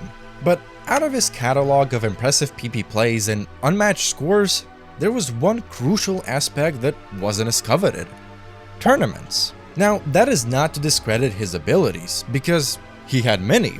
In Corsace Open 2021 and 2022, he was a very pivotal player, even being able to help his team win the 2022 iteration against quite possibly one of the strongest rosters ever faced in an open rank tournament. And even in 1v1 tournaments, he was a force to be reckoned, as he was just barely bested by Utami in the first Roundtable iteration, who at the time was also one of the best tournament players. He was a good all-rounder even when he was gaining ranks, when he was going up the ranking page. Even before he was top 100, but like just maybe rank 75. You could scout around and you see no-mod scores and hard rock scores and hidden scores. The better he got at gaining ranks, the better his mechanics got, and that meant the better everything else got in line with all of that. So when he applied himself back then, he was best tournament player even. So he definitely had a lot of potential. But due to him focusing more on solo play and having an interesting sleep schedule, he wasn't present for many tournaments, even in the ones he participated in. But with the turn of the new year, he decided to dabble in more tournaments, like Corsace Closed 2023. Corsace, as we've covered, is a very prestigious tournament, and almost all of the best players participate in it. This year, the qualifying players list was stacked. Obviously, there were the usual suspects such as Maliszewski, Whitecat, xootynator, Mrekk, but other faces just as, if not more intimidating. Especially Henry, who, although hadn't yet won any 1v1 tournaments, was a pivotal player in the teams he was in, and showcased incredible diversity. But in the meanwhile, Maliszewski and Mrekk would sweep their opponents, seeming to barely struggle, both meeting in the finals. For both players, this would be their toughest match, and it would show as both players would not let the other one run far, taking the match to 4-4. Descending here, but after that miss from Mrekk, it's definitely been sealed. Maliszewski will indeed be taking this Hard Rock 3. Looking very strong at it, up above 400k. Be a very good score here for Maliszewski, going to be outlasting Mrekk on that one. This map is dirty. Yeah. But the map pool would get the better of Mrekk. But that time he had holding on was just enough to flip the score lead in his favor. And there's no time for Mrekk to come back. Unless there's quite literally a complete fall apart, a tablet disconnect even. Maliszewski has flipped the odds. And just barely towards that final tough section takes the Hard Rock 4, sorry. Maliszewski just holds on to his lead. It's just flat out just oppressing Mrekk, and he can't get a combo. He does drop once again, and Maliszewski's running away with it now. I think that's been decided. Yep, and at the end of the day, the monster reigns supreme. Maliszewski gonna stand once again at the top, making it through his toughest opposition yet in Mrekk, but still going to be winning 7-4, and that's a GG well played. Maliszewski securing his spot in Grand Finals on the winner's side. Mrekk. This secured Maliszewski a top 2 finish, and for Mrekk, he would have to jump in the losers bracket where he would face Henry. Henry was showing great potential in the losers bracket, as he would beat players such as Whitecat, xootynator, Kriller, and even Taquito, one of his idols, and one of the most underrated tournament players. He was showing incredible tournament prowess, but unfortunately his next opponent was too tough of a challenge. Incredible Cinderella story from our favorite Filipino tournament star has come to an end. Mrekk, greatest tournament players we've ever seen in Maliszewski in the grand finals. Although Mrekk would end up on top, from Henry's perspective, a 7-3 loss is nothing to scoff at when you're facing the #1 player in the game. The run would continue for Mrekk, now getting to the grand finals where he faced Maliszewski once again. As per the double elimination standard, while Maliszewski only needed to win one set, Mrekk had to win 2 to secure the win. And since Maliszewski already won against him previously, this should have been a surefire match. Unfortunately, one thing that does change, especially in later stages of tournaments, is the map pool. Typically, the closer the tournament is to the grand finals, the harder the map pool will become. And although both Maliszewski and Mrekk are incredible players with very few weaknesses and consistency like no one else on their skill sets, sometimes the map pool will favor one player over the other one. And with this map pool, Mrekk took the first set.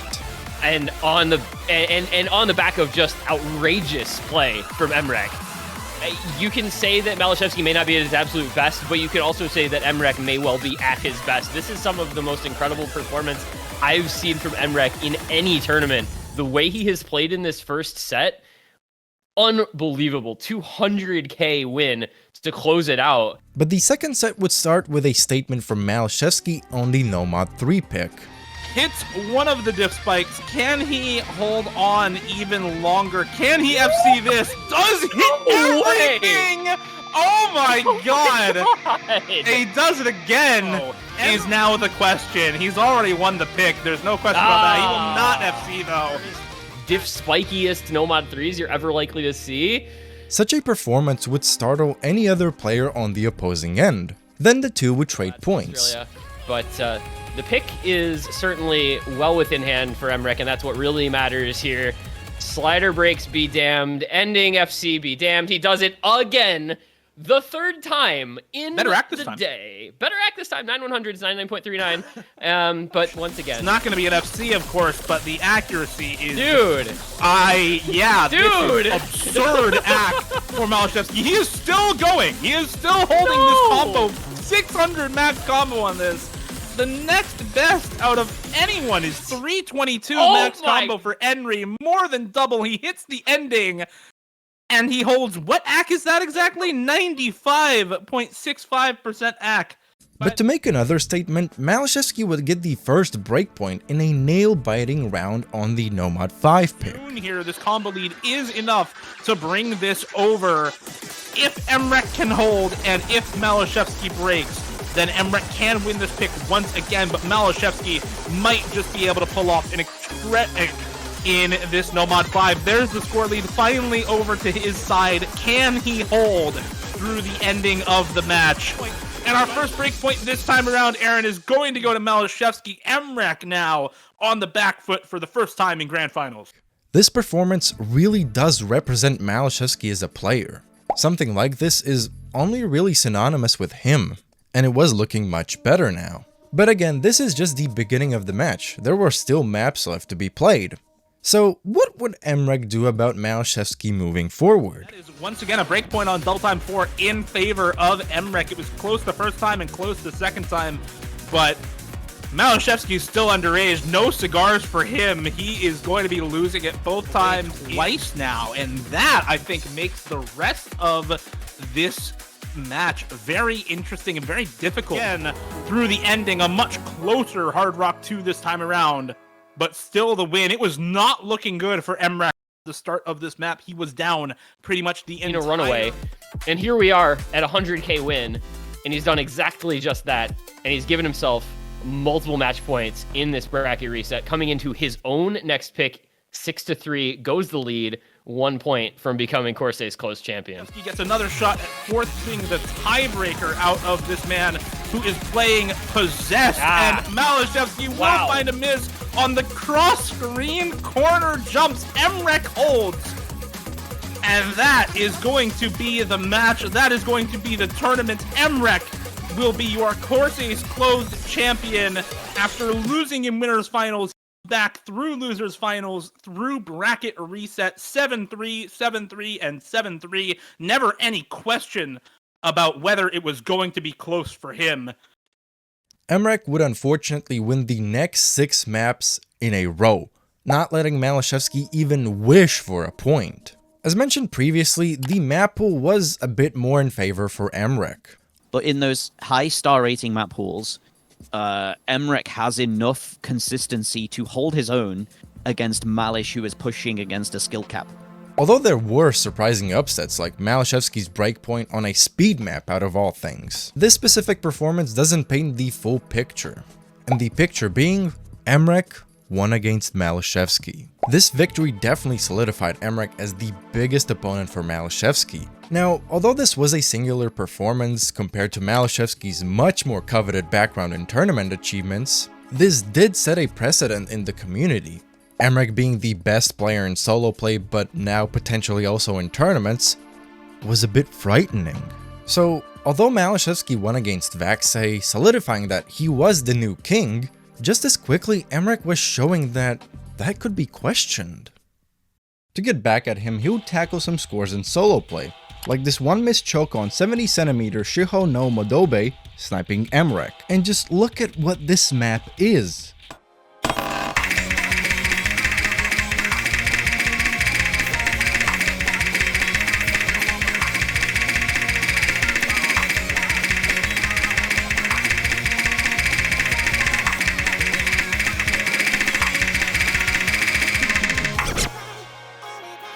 He would also join the Aetherian Summer Singles 3, an international 1v1 tournament. Although it wasn't nearly as stacked as Corsace Closed, it still had strong contenders, like Intercambing, Amamiya Kokoro, Takedo, Karcher, and most importantly, Enri. And out of all of these players, his toughest opponent was Enri. Like in Corsace Closed, he was a force to be reckoned with. He was able to beat such players as Amamiya Kokoro, Karcher, and Decaden. So both Maliszewski and Enri would get to the grand finals, but this time no upset would happen. However, Enri's performance was definitely nothing to scoff at, as he got 3 points, with one of them being a full combo on the hidden 4 pick, showcasing that he was a serious threat in tournaments.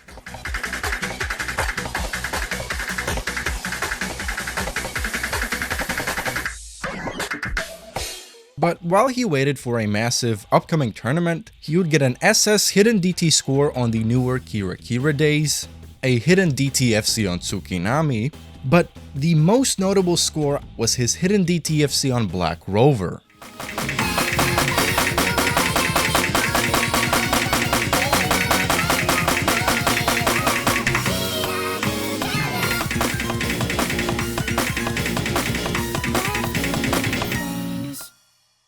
A 300 BPM near AR-11 cross-screen jump map. At the time, the map only had 3 FCs, and all of those were from some of the best aim players in the world. But Maliszewski's skillset had gone beyond of what people were expecting of him. There really wasn't much he wasn't able to play, and he would take that fact with him to the next tournament. As the middle of July was rolling around, Maliszewski and his mom would take a flight to LA and participate in the biggest LAN tournament to this day. I think chat can hear us. Hello everyone, welcome to the Roundtable II! The Roundtable II is without a doubt one of the most impressive tournaments, not just for its prestige, but also for the organization. Getting players from all around the world to come to one country and participate in a LAN tournament is something that really only the face of it could do, BTMC. The budgeting, dedication, and people power needed is just insane to even think about. And getting the opportunity to participate in such an event is something any player would strive for. For Maliszewski, this was definitely monumental, but even he knew that this wouldn't be an easy feat. Oh, Lobby A. Dude, Lobby A is This stacked. so stacked, man. Dude, what? At least I am not with Mrekk. Okay, that's the good thing. And then finally, our last player. Do they even need an introduction? Please, tell the world who you are. I am the #1 OSU player. He's the only person who can say that and have it actually be real. But before the main tournament could happen, there was the Battle Royale. There were 2 lobbies, and after each map was played, the lowest score player was kicked. Maliszewski in his lobby was able to get to the very last map, but unfortunately was bested by Rectagon. About a showing like this from Rectagon where he has multiple FCs and many top scorers, and then a performance like this on the tiebreaker to win a Battle Royale against some of the best players in the world. On that 600k mark, high 500ks for Rectagon on this map. Absolutely stellar performance throughout the entire Battle Royale, and you can hear the crowd cheering from in here. And that's going to be Rectagon is a player that has been mentioned throughout this video and alluded to as a very strong force. But in reality, there's much more to it than just that. You fear Rectagon in exactly the same way as you fear Maliszewski. He turns up and he will spook on a map that you don't think can be comboed. I think Rectagon is the in-between of the two, where he has a very high mechanical skill cap. He's very comfortable on a lot of awkward stuff, but he is not as good mechanically as Mrekk, and he's not as good consistently as Maliszewski. But he can still freak you out. This was the first time him and Maliszewski would face up against one another in a sort of a 1v1 situation. And it did show that it wasn't just Mrekk who was on Maliszewski's tail, and he would especially showcase his tournament prowess as he would have to face the winner of the other Battle Royale lobby. The winner being name above Xylus as well. Mrekk will pull off the big combo he needed to win this tiebreaker and move into the 1v1 in the Battle Royale tournament. What are your words for Rectagon in the next match? Shit. What are your thoughts on the lobby you just won? Shit. What are your thoughts on your own performance? Spectacular. There we are. Okay, all right, we managed to switch it up. And once the two would face off, Rectagon would really showcase his prowess. He's hitting the wide angle jumps, he hits the streams in the lead up to them, more jumps to follow. Can he finish off the FC on this map? There's no way, dude. This dude is still full comboing. He hasn't dropped a single note. Picking this up against Mrekk, bro, you've got to be joking, but he keeps going. He goes. Game, Rectagon continues to combo 2/3 of the way through the map. 99.6 accuracy for him on the FC, and that is probably gonna be the match. And as we're closing out this map, as we're seeing the last few objects come to an end. Oh well, deal. We already know the outcome, man. Wow, what a score. What a score, actually, from Rectagon. That is just absolutely ridiculous. The match would end with Rectagon taking the win 7-4. He was insanely comfortable and consistent, especially on more precision-based and consistency maps. And going into day 2, the 1v1 tournament would be unveiled.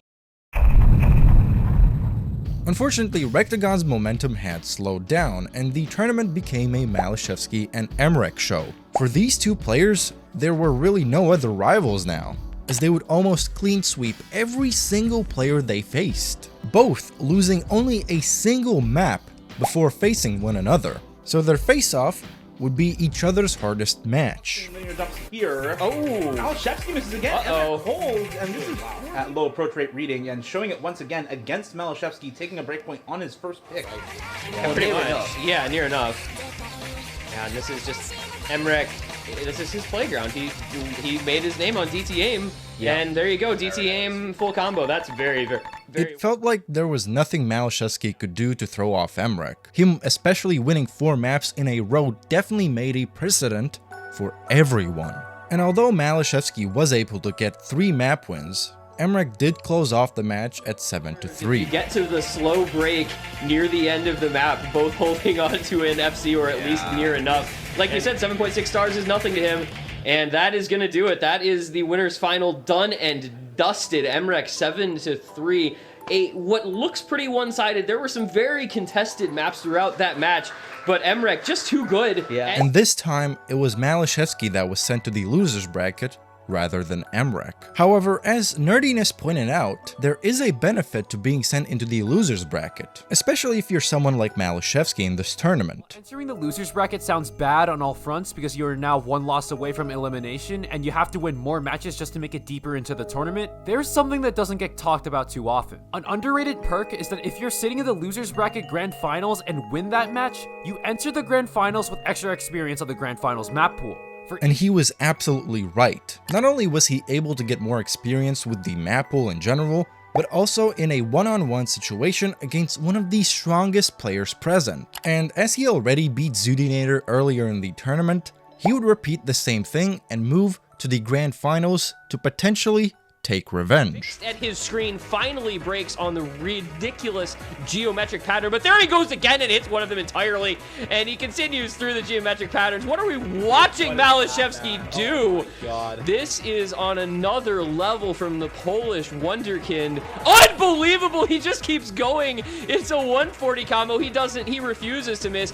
He just wants to win with style, and that is going to be the point, and that is a ridiculous play. Finally finding his footing again, that consistency with the almost 1k combo at the start of the map coming in clutch for another 800 at the end of it, and he will show once again victory in the matchup versus xootynator. Won once earlier in the roundtable, has won this matchup many times throughout OSU history in their competitive experiences. We got a grand finals match on our hands, is that correct? That is true. Mrekk versus Maliszewski. The matchup of your Corsace Closed matchup from a couple months ago. The matchup everybody's been looking forward to at the roundtable. The best tournament player in the world, the best player in the world, clashing once more. Once again. What more could you ask for? Round 2, bro.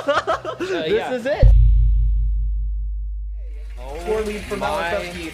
God, what am I watching? There's 100. That was a big act drop. Was huge. I can't believe I'm saying in 1700 combo win that 4-100 is a big act drop. No way! And that might just do it. The world has been flipped on its head. Cats and dogs are living together. That is an FC from Maliszewski. 1.17 million score from Maliszewski, but it's just not going to matter. There's 140,000 score lead for him against Mrekk right now, and a sliver of map left. This will be match point. Maybe it's a setup issue, maybe it's a confidence issue, maybe it's just the maps in the pool suiting Maliszewski better, but something changed between winners finals and now, and it is not a good change for Mrekk. The match seemed like it was the complete opposite of what it was a couple of hours prior. It was now Mrekk who wasn't able to find a footing, as Maliszewski would get to match point, while Mrekk only had 2 points on the board. Almost the exact same scenario from their previous match. But this time the roles were reversed. Or were they? Something was in the air, maybe something in the water bottle that Mrekk drank from. And as Mark Twain put it best, it's not the size of the dog in the fight, it's the size of the fight in the dog. Those patterns is unreal, and at this point doesn't stop. No, this is unrelenting. You see why we talk about infinite stamina, because the streams just never stop in this pick. And it is going to be the win for Mrekk, 70k up. Getting as much of this as they are is ridiculous, but unfortunately Maliszewski is not going to end up really making much difference. Yeah, I don't Mrekk know. snapped Yeah, on that stream! There's no way! That's a 300 BPM pattern he just played! Oh my god. And that is one of, as mentioned, the multiple break points that he's going to need to try to bring this one back. You know, you're keeping count at home, that's from 6-2 down to all of a sudden 6-5. That's 3 in a row. I don't call it a comeback. One more break point. One more break point. One more pick from Maliszewski left in this match. Either we force bracket reset on that pick, or we go to tiebreaker. Mrekk with momentum. Oh boy. Winning 3 maps in a row while being on the edge of a bracket reset is something not many people can do. And in the following match, Mrekk would do this. And even in spite of Maliszewski winning this against xootynator and this may just be exactly what the doctor ordered, a tactical pause into 4 consecutive wins for Mrekk is on the horizon. He continues to hold past the 1k combo. Easy combo. He was an over-aim! He breaks on the aim going into the 1/6, and now Maliszewski. Much like he did against Zooty, pulling out those huge combos when he needed them in this map. If he's able to hold and... Oh my god!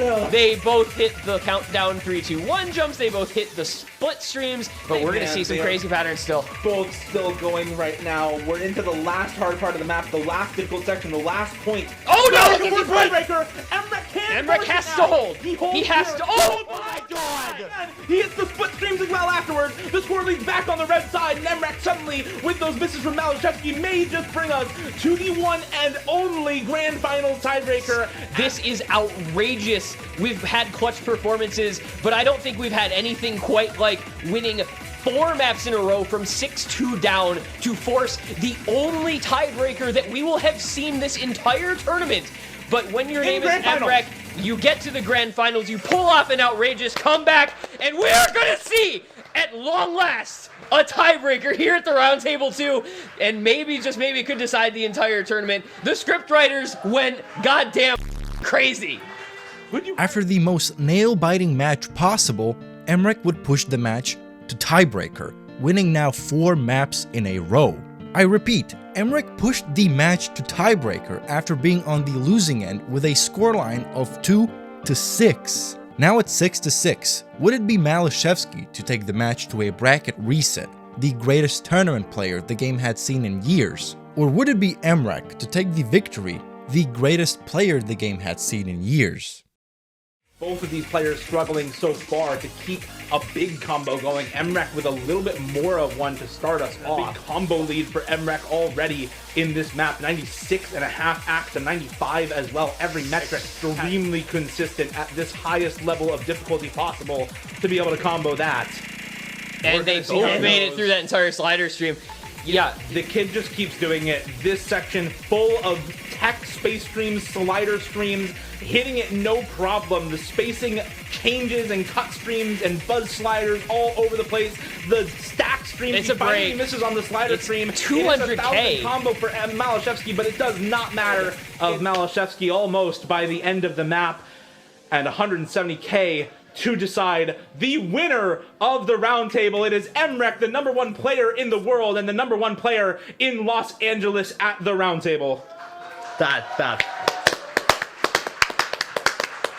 What an incredible performance. Although the culprit of our story faced defeat against Mrekk on the biggest LAN stage, what was more important to both players was being there and making such history happen. I think that was really the point where people who were following the tournament scene very closely started to maybe understand that Maliszewski was no longer actually the best tournament player, but that he would come to be the most consistent tournament player. Mrekk actually is probably better in late stage tournaments, high star rating pools, than Maliszewski. Specifically Corsace Closed and then Roundtable back-to-back. Those are 2 very major 1v1 tournaments where both players are going to be trying their hardest. And indeed, we saw it go pretty close in Roundtable. It was down to tiebreaker, where Mrekk eventually won. So it was a very, very close matchup. But I think that was the point in time where people started really realizing that just because Maliszewski has all these badges, just because he's the most decorated, doesn't mean he necessarily wins every 1v1 matchup, and that there still can be a player who is better than him, but who isn't more decorated and who maybe has some consistency issues earlier on in some tournaments as well. I do mention the enemy list here and there, but now I think it'd be much more fitting to rename it to the rivals list, as Maliszewski and Mrekk aren't enemies. If anything, they see each other as idols, which can be seen and felt from their celebration of the match. Victory and defeat is almost never black and white, as both players performed quite literally like no one else. And doing it at the biggest LAN event couldn't have been more poetic, as we not only could see the players' incredible performances, but also their celebrations of them. And although money isn't the most important part of these tournaments, Maliszewski won a whopping $2,000 from this. The tournament money he gets, he uses not only to support himself, but also his family. And there's nothing more beautiful than doing what you love to support the ones you love. Actually, during the Roundtable II, Maliszewski, Rafis, and xootynator were simultaneously participating in another tournament, the Resurrection Cup. Resurrection Cup, similar to Corsace Open, is an international team-based tournament. Maliszewski and some other players would form a Polish powerhouse, as joining alongside him was Rafis, Gnachus, Bartek, and other players that justified the international part of the tournament. Although for Maliszewski, this tournament could be potentially just another tournament badge, for someone like Rafis, if their team were to win, it would be his first tournament victory in 6 years. Rafis had been one of the longest standing top Polish players, and him not getting a badge in the many years was unprecedented. But without a doubt, they had a high chance of getting said thing. But who were the other teams? Well, there was Fresh Off the Boat, which boasted 3 USA members from the OWC, arguably the best player from both South Korea and Hong Kong, and more United States players. And that really was it in terms of who could on paper take down ESA. Taking either of these two teams and putting them up against others, especially any team outside of the top 5 seeding, you get a hydrogen bomb versus coughing baby situation. This is a common complaint viewers have of tournaments, because although it is incredible to see mind-boggling performances and clean sweeps, it gives almost no anticipation for the viewers until the grand finals. And this would be proven as the case here as well, since ESA would get to the finals winning 22 out of 25 maps played. One of the teams being Sleep Accommodation, the number 3 seed, to which they only lost a single map. Yeah, what I said earlier did in fact turn out to be the case in this tournament. But in the finals, ESA would face Fresh Off the Boat for the first time.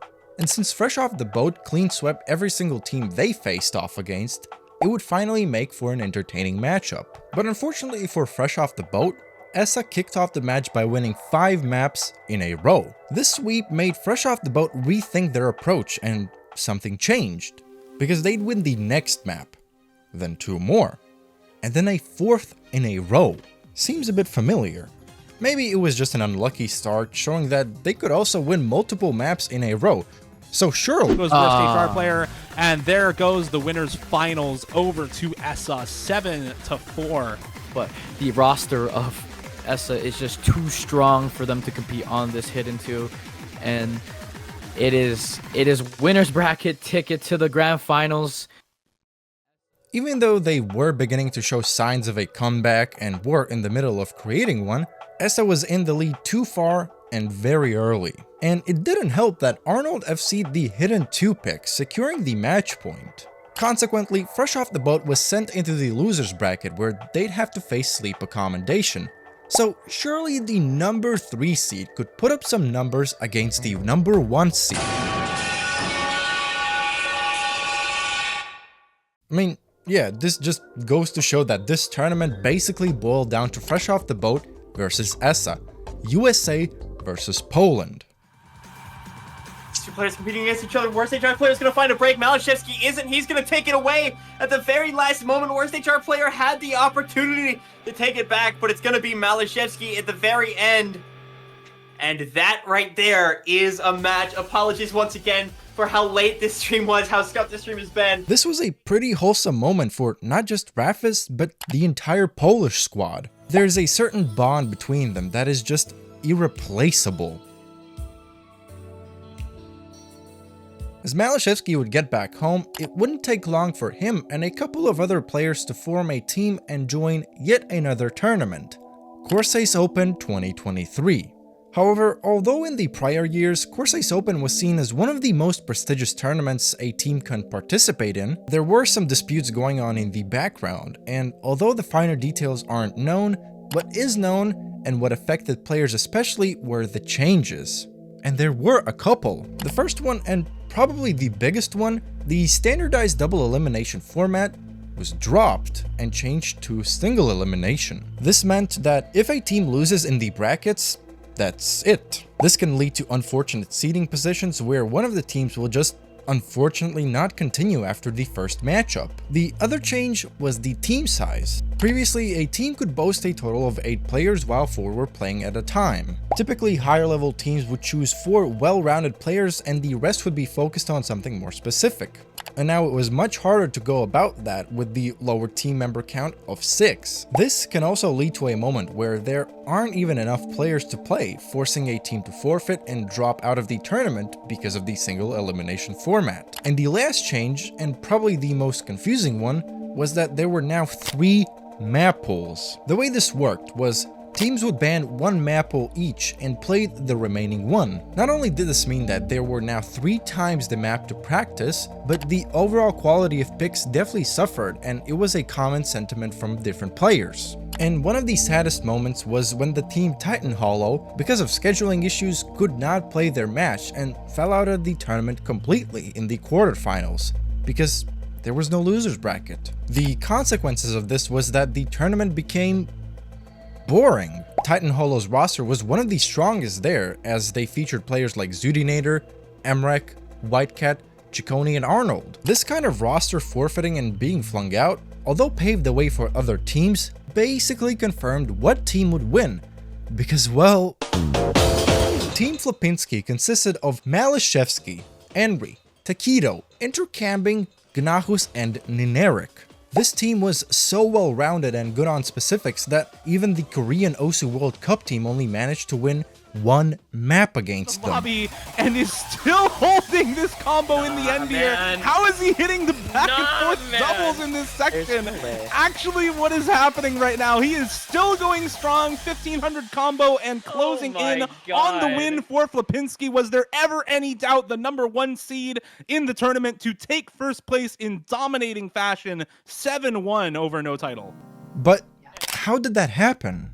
Well, if we look at the performances of specifically Maliszewski, he didn't just have the best score in the entire lobby for 1 map, not 2 maps, no, not, okay, I will not count it out. He had the best performance for every single map, not just in his own team, but the entire lobby. The pure and utter consistency of him combined with his insanely high skill ceiling is just unfathomable. And not just in one skill set, but basically every single one there was. And he would further show that he has little to no tournament rivals by taking on more specific tournaments, like AIM Cup 3.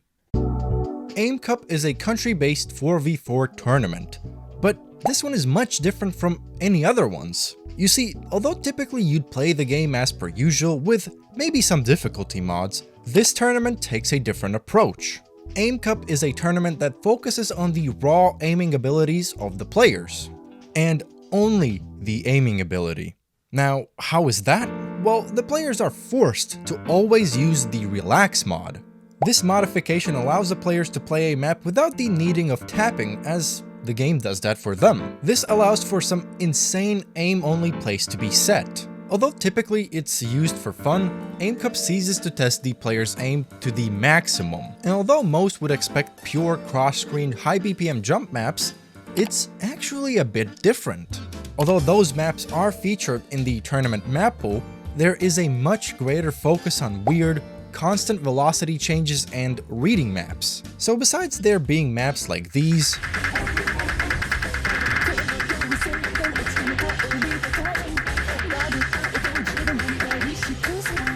there's also stuff like this.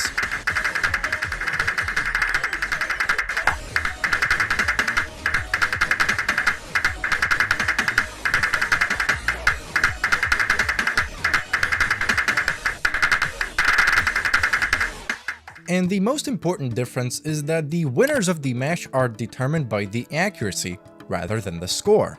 All 4 players' accuracies are summed up and then divided to make it into an average. To prepare for the tournament, Maliszewski would go on a light farming spree, setting 900s like an FC on Shiteru, an accuracy fix on Epiphany, and a 3-mod FC on Padoru.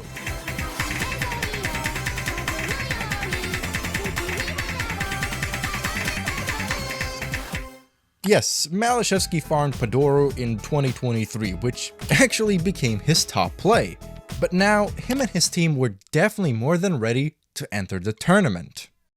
Poland's first 2 matches were almost like a warm-up for them, as they would beat Denmark 5-0 and Austria would just forfeit. Their next match was against Russia, And right from the first map, you can see what I was covering. The aim requirements aren't just being able to play jumps, it is being able to read and aim anything and everything. But they would finish them off fairly quickly, only losing 2 maps. They would continue to catch some luck again, as on top of Austria previously forfeiting, Germany would copy their neighbors and do the same. This allowed Poland to already be in the semifinals and only playing half of the amount they were supposed to. And so in the semifinals they would face up against the United Kingdom. And how would Maliszewski perform? Well, let's just say if other players are getting 97% AC, Maliszewski will have 98. And if other players have 98, Maliszewski has 99. And it almost didn't matter what kind of map was thrown, whether it be gimmicky aim, high BPM speed, Maliszewski was almost untouchable, and so Poland would send the United Kingdom into the losers bracket, where the United Kingdom would face Romania, and although they had a couple of hiccups, they ultimately ended up back on top. Although this allowed the United Kingdom to secure a top 2 finish, let's not forget who was in the grand finals alongside with them. But the United Kingdom would still try and fight, as in the first map, even with Maliszewski having a 99% accuracy score, the United Kingdom would take the first map. And it would be the only one they would! Poland went on and absolutely shredded through every single map with incredible performances from Azriel, Splitty, and of course, our boy Maliszewski, who once again was almost an entire percentage point above every other player in the lobby. This was a light showcase that Maliszewski is not only one of the best in solo tournaments, but he's also one of the best, if not the best, in more gimmicky tournaments. And he would continue to prove this by winning All Map Fantasy Cup Extreme Edition. This is a tournament that only possesses maps from 2007 to 2014, and there were really strong names in this tournament for these kinds of maps in particular, with the most notable ones being Easy Champ, Arnold, and Badu. These 3 are some of the best modern time old map players, and it's because of their incredible reading prowess. Easy Champ had a pretty good run toppling both Arnold and Henry, but he would ultimately fall to Badu, losing 7-2.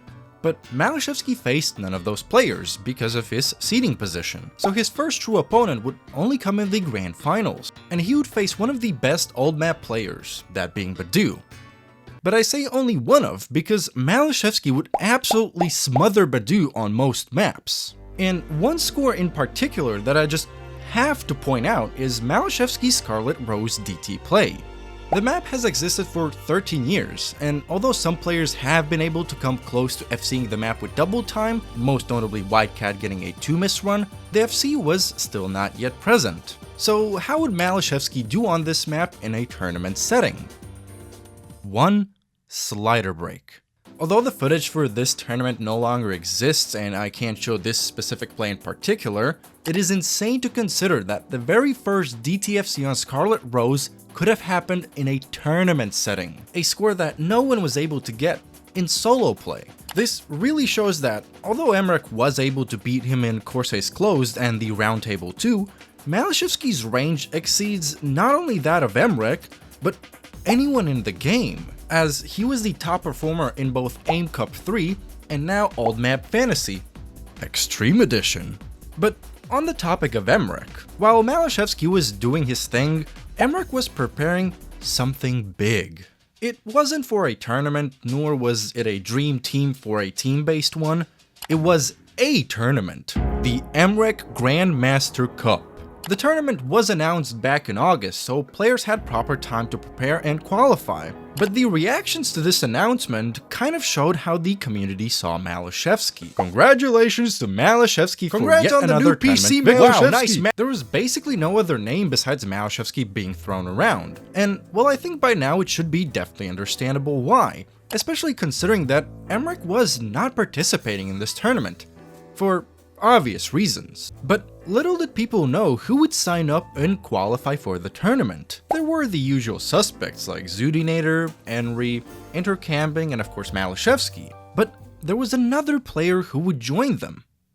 Vaxei. Although the scene had changed by a lot over the years, and new faces had arrived that were becoming household names in the tournament scene, seeing Vaxei definitely struck fear in many participants' eyes. But many of those eyes were up for a challenge, with the first 2 eyes being Gnachus and Intercamping. Although most know Gnahus for his incredible aim scores, his tournament ability is something that also should be highlighted, as he was able to push the match to tiebreaker, where, unfortunately for Gnahus, vaxei decided to just... And vaxei able to hold on, still on 99.4 act for vaxei. Here, you know, a quarter of the way in the map when Gnahus missed, I said, okay, don't get ahead of yourselves, right? We're not. You just couldn't go to TV here. You couldn't.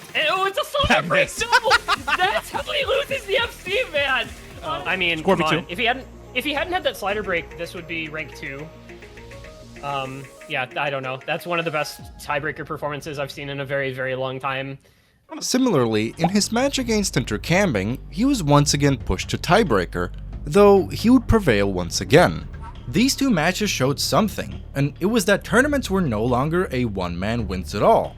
Multiple players were now able to perform to the level of someone like vaxei, but there was still one who shone above everyone else, and vaxei had to face him next. Vaxei would begin by taking the first point, but Maliszewski would immediately fire back with a monstrous outperformance. This is just unreal. 800k on this from Maliszewski. He only missed at the start.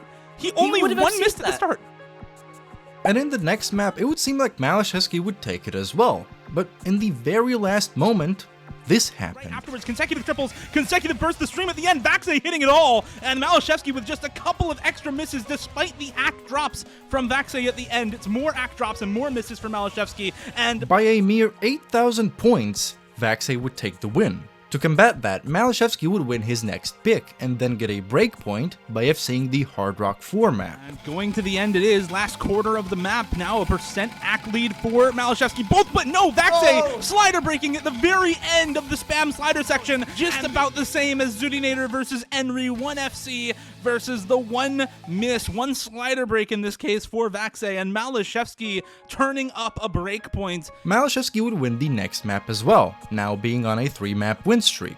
But that streak would be broken as vaxei would win his next DT pick. Score lead for vaxei, 600k plus on this, and Maliszewski down around 500k. Very, very good score from vaxei. Just that miss right in the middle of the map traded with Maliszewski, but a couple of more slider breaks and another miss for Maliszewski in the second half of the map gives it over to vaxei. But this would trigger something in Maliszewski, because he would repeat the 3-map win streak and close off the match at 7-3. Yeah, what more can you say? He's just come out and shown why he is the legend of the modern era in tournament play. Maliszewski saying, your time is no longer, and this is my era.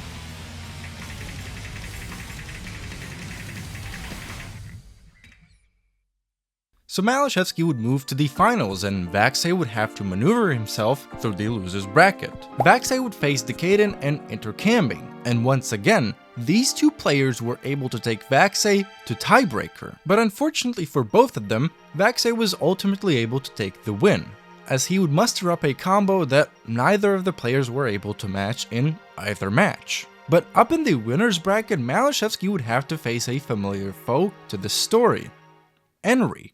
And right off the gate, Enry was not playing around. Multiple big streams come through, and Enry holds on to that entire part. But I don't know if Enry's got enough time. Maliszewski does drop once again. The score is slowly ticking down. 50k and slowly going down, but I don't know if Enry's got enough time. There's not much map left to go. No, it's so close. Left. Does he have enough time? He's got the flip. Enry! Oh my god. Second. Absolutely amazing. Enry, what a comeback. But Maliszewski would respond right back at him by winning the next 2 maps in a dominant fashion. And then they would repeat a very similar pattern. Enry would win the next map and Maliszewski would take 2 back. And you just have to see this play done by Maliszewski. Towards the end, it's do or die. You've hit the slider stream, and it comes into the next section, but he's gonna fall on the flow aim. The burst into the sliders are too much for him. The spacing on this is so severe, and Maliszewski, despite that, like such a good chance multiple times throughout this map. Final text message come through, and Maliszewski 100% solidified it now.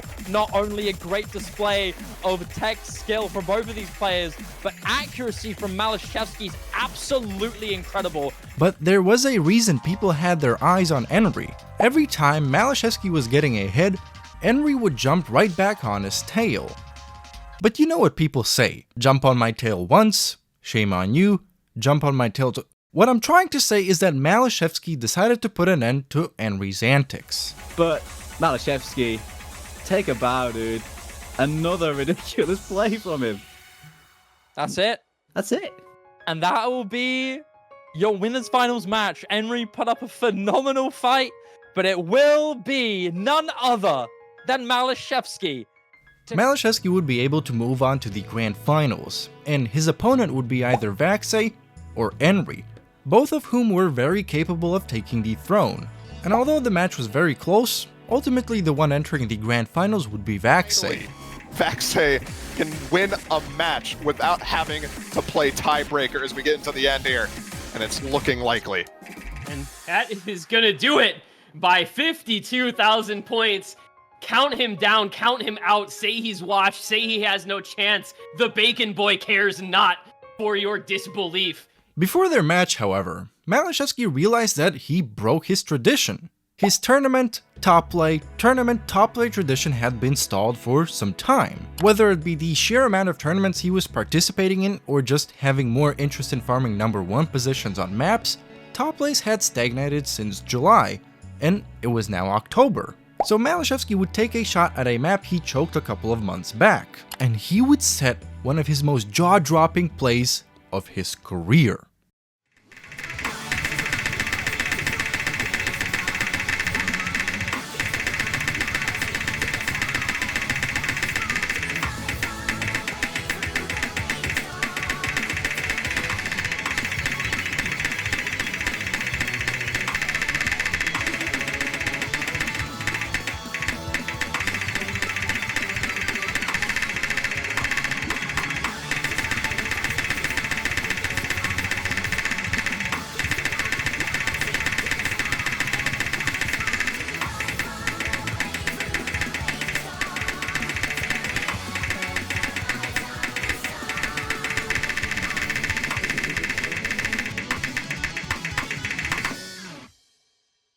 $1,202 PP with Hidden only.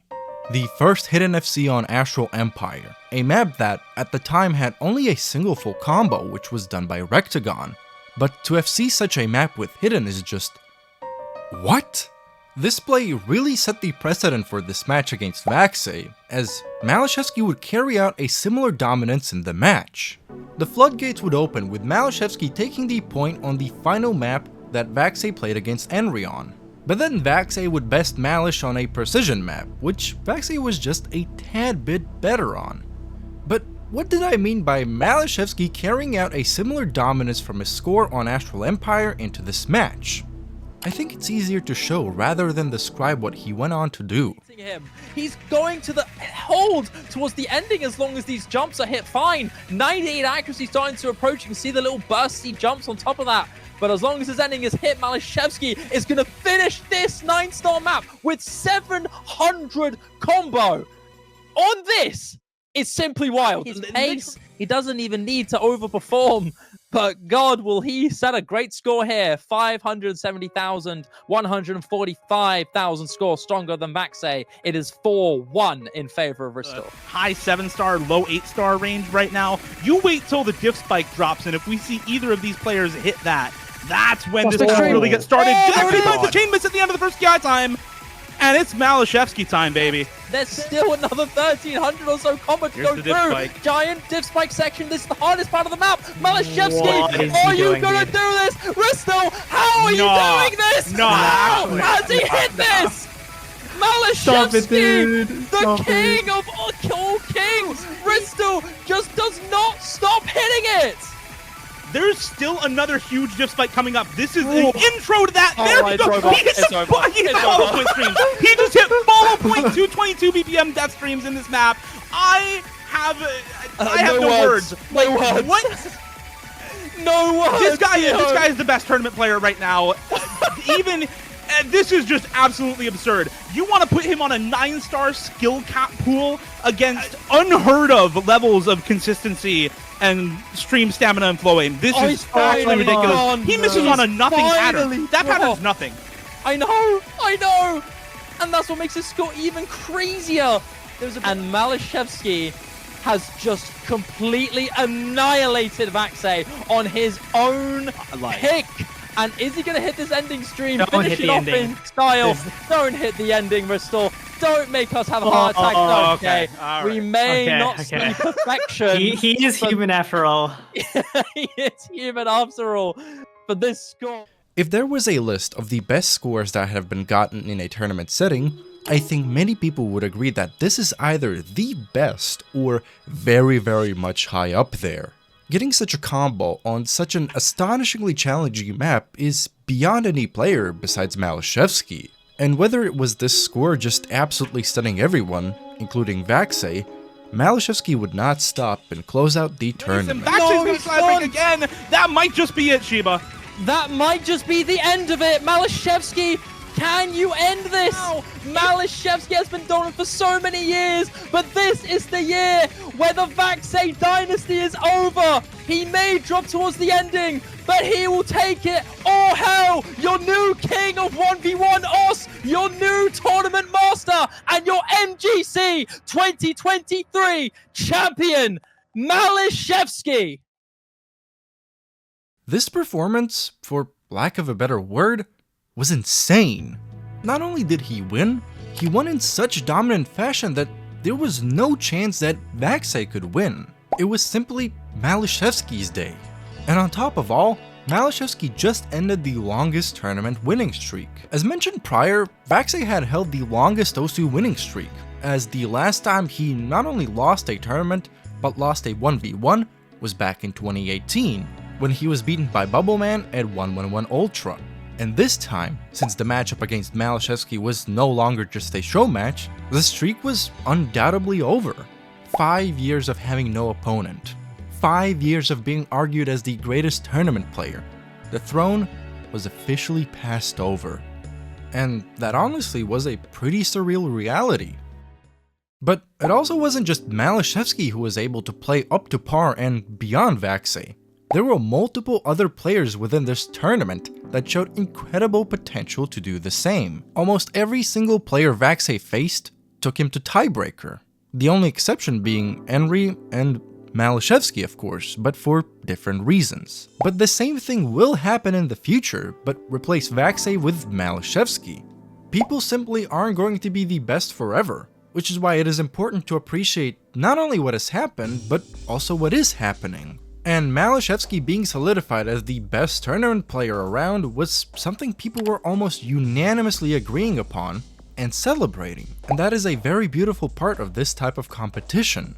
On top of Maliszewski winning against some of the strongest faces in the game, he also scored a whopping $2,000 and a custom keyboard of choice from Yuki-Aim, which is what you often see him using after this point. And fresh off his victory in the Mrekk Grandmaster Cup, he would finally do as per tradition and step up in solo play. He would set a couple of 1000 PP plays, the first one being a DTFC on Wizard's Tower, which is pretty poetic considering he just beat the person who got the first full combo on the map.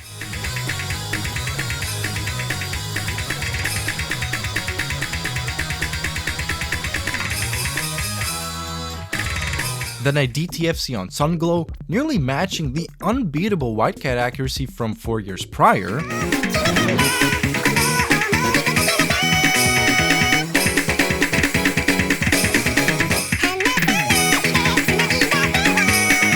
And then 2 more 1Ks, one on Songs Compilation 4, being the third person to ever FC the map with DT, next to Gnahus and Mrekk, who are 2 of the best players for this specific skill set, and another 1K on the 4-minute long Dear Brave.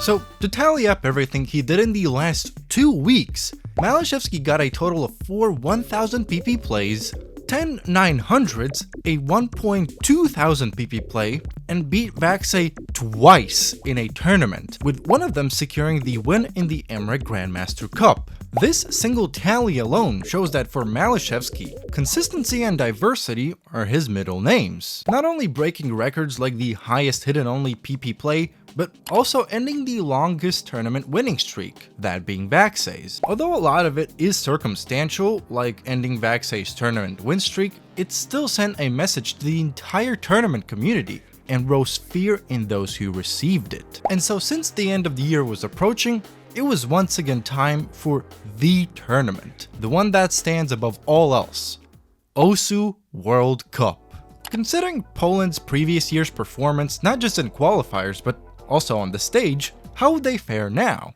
Well, Poland would qualify as the number 2 seed once again. However, this year the number 1 seed was changed to South Korea. This meant that not only did Poland qualify as the number 2 seed again, but they also qualified above the United States. And yes, qualifiers absolutely don't determine the outcome. If anything, the different seeding can start a domino effect of unfortunate and or fortunate events. The bigger picture was similar to that of OWC 2022. It once again didn't seem like USA would fly by, especially considering how much the other countries had improved, Poland included. And they would start off simple, clean sweeping both Argentina and Brazil, with Maliszewski being the top scorer in the entire lobby for 7 out of the 10 maps played.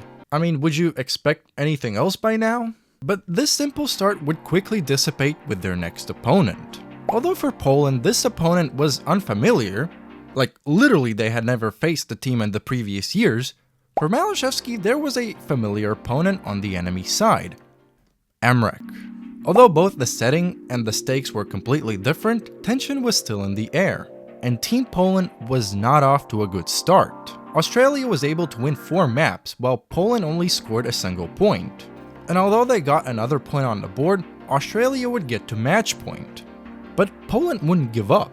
They would pick up the next point, then another one in one of the most nail-biting matches up to that point. See, this is looking really, really good for Poland. This is the break point that they needed this entire match to even the board out. Can the Hard Rock players hold on? I doubt it, but I would be impressed. There go both the No-Mod players. Both of the players, both of the Sigmas holding on to the only FC. He's gone. Moustache is down. The double FC for Australia into the final quarter of the map. Is it going to be enough? Are they going to do it? They have enough time. They just need to hold on. Slowed it down, but Syntax finds a break. It's not only Mrekk. I don't know if there's enough time left. It's only Mrekk on the FC. 940k, 950k. It's a 15k difference. 10k difference. Is it going to be enough for the Australian spinner? Spin to win. Spin to win. It's a spinner. It's 4k difference. Oh my God. It's not enough. 2,000. Oh my God. This is a matchup of the decade. What on earth is happening? A heartbreaking defeat for Australia. Then Moustache and Maliszewski would pop off once again, taking the match to tiebreaker. This match had become one of the most intense of the entire tournament, and now the two teams would duke it out in the tiebreaker. A lot was on the line, but who would cross it? In the first quarter, Poland was a bit ahead of Australia, as 2 players were holding an FC, with Australia only having a secret box. But as all these players would break combo, the spotlight was now on 2 players, Rafal and Mrekk. You see, although both Mrekk and Rafal had early misses, some might say those were tactical ones. And as the map would go on, Rafal would break, but Mrekk wouldn't. 50k, he's still going for the boys right now. 40k difference. It couldn't get any closer than this as we move into the final little portion of the map. Dummy finds a break, but it's all on Mrekk right now, and it's Mrekk time.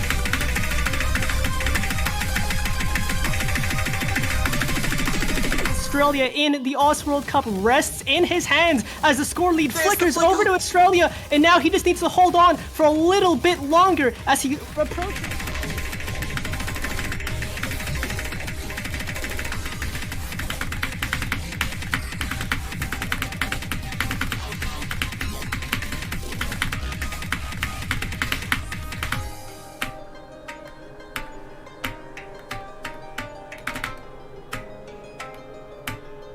Jump. He's shaking. Mrekk is shaking. Would you ever think you would see this in your life? This guy, the #1 player in the world, is shaking right now. He's just done it. What a match from both of these countries, man.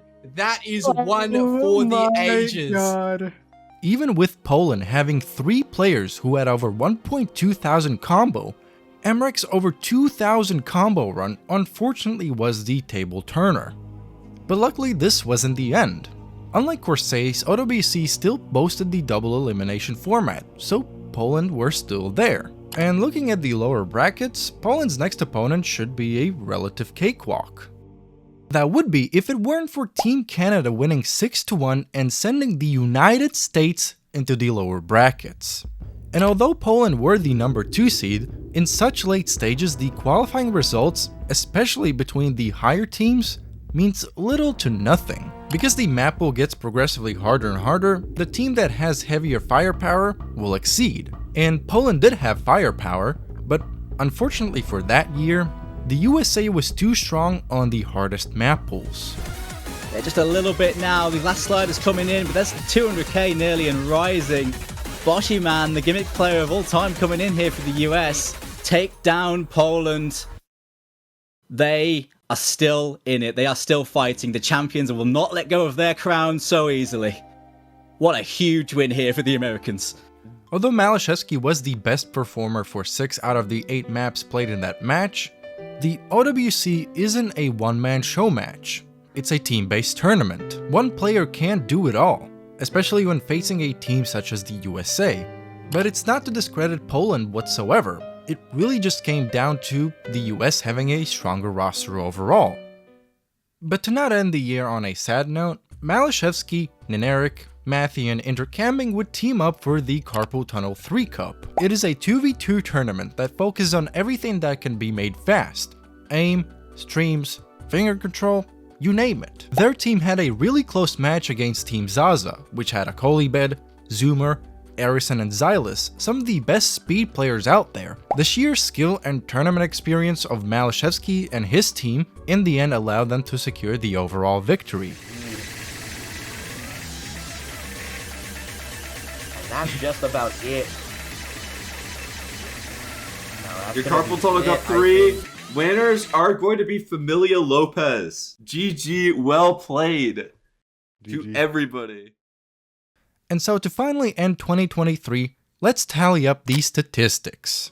Maliszewski now had a total of 40 tournament badges, with 23 of them being in the year 2023. Quite poetic, eh? On top of that, he set a myriad of 1000s and the hidden PP record on Astral Empire. But best of all, not only did he participate in quite honestly the biggest show match in OSU history and beat vaxei, but then went on and ended vaxei's tournament winning streak of over 5 years.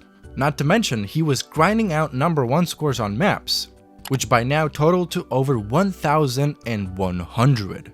With the sheer amount of achievement diversity and being in a league of his own in many skill sets, there's no doubt when people claim that he's the most feared player present in the community. And 2024 would be no different. If anything, it would solidify all of that and take it to an even higher level. And he would begin the year by doing just that, as he would set a 1-miss score on Katagiri wa Denki Kitsune no Yume o Miruka with Hidden.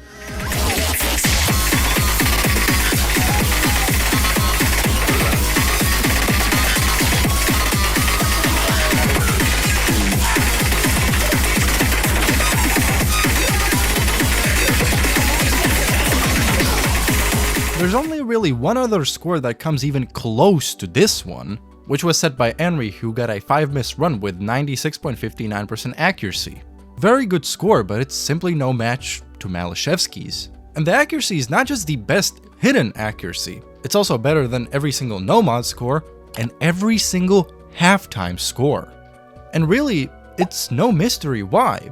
The map is essentially made for Maliszewski, with 250 BPM slider aim, bursts, and in general uncomfortable aim control and very interesting patterns. And he would bring this type of dominance into tournaments like Aqueous Cooking Cup 2, a B-tier 2v2 tournament, which he won alongside with Milosh, and Hippo Cup 7, a 4v4 tournament, and I mean, with a team like this, go. I think if you predicted an 8-0 sweep, not too many people would call you out for anything there in this matchup, as Old Navy, the strength of the roster, just absolutely insane. And they are going to end up winning this map, winning this match, winning Hippo Cup 7. But very many players on this team with some very good scores. No, worth noting, 4 million score for Rectagon by the end of that. Still outperforming anyone on Let's Get K Barbecue by about 2 million there. Yeah, there was no chance for an opposing outcome. And this is the thing with many team-based tournaments like this one. It is simply not interesting to comment on them because they have teams like this which just devour any opponent. And it's part of the reason why people were becoming less and less interested in tournaments as a whole, at least team-based ones. You'd form a similar team for Stellar Series 2024, a different kind of team tournament. Instead of there being something like Nomad 4, Hard Rock 3, there instead is Nomad 4v4, Hard Rock 3v3, and etc. Their team, Suntan, featuring Mrekk, Maliszewski, Flying Tuna, xootynator, and more firepower, would qualify as the number 2 seed. So Mrekk and Maliszewski did reunite from Hippo Cup, but where was Rectagon and Henry? Not only did this team feature the two aforementioned players, they also boasted players such as Worst HR Player, MCY4, Window Life, and much else. Both teams had nearly equal rival power, and although other teams also had stacked rosters, none of them came close to the level of both Suntan and I Am Korean 2. And that would also be proven to be the case when the brackets began. Suntan would get to the finals with ease, dropping only 3 maps, with 2 of them being against Chippy Chippy, the number 3 seed. Similarly, I Am Korean 2 would also get to the finals, only losing 2 maps in the match prior upon meeting Suntan. This matchup would also mark the first time that Worst HR Player would be in the same tournament lobby as Maliszewski. Let's just quickly put him on the board. But the reason why Worst HR Player is so important to mention is, well, not only was Worst HR Player one of the most unique players, he was also one of the fastest rising ones, as he got to rank 5000 in the first year of playing the game, and in the next one he was on the brim of entering top 300. But similar to Maliszewski, although his top plays would paint him as a regular aim farmer, if one were to look past that and see the horizon on the other side, they'd see a monster.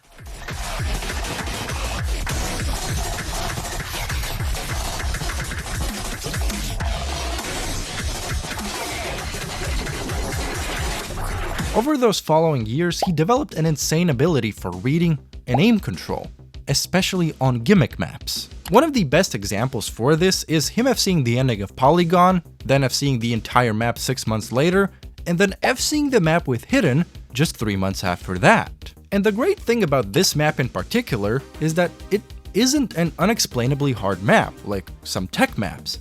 You can just take a look and imagine the aim control needed for a play like that.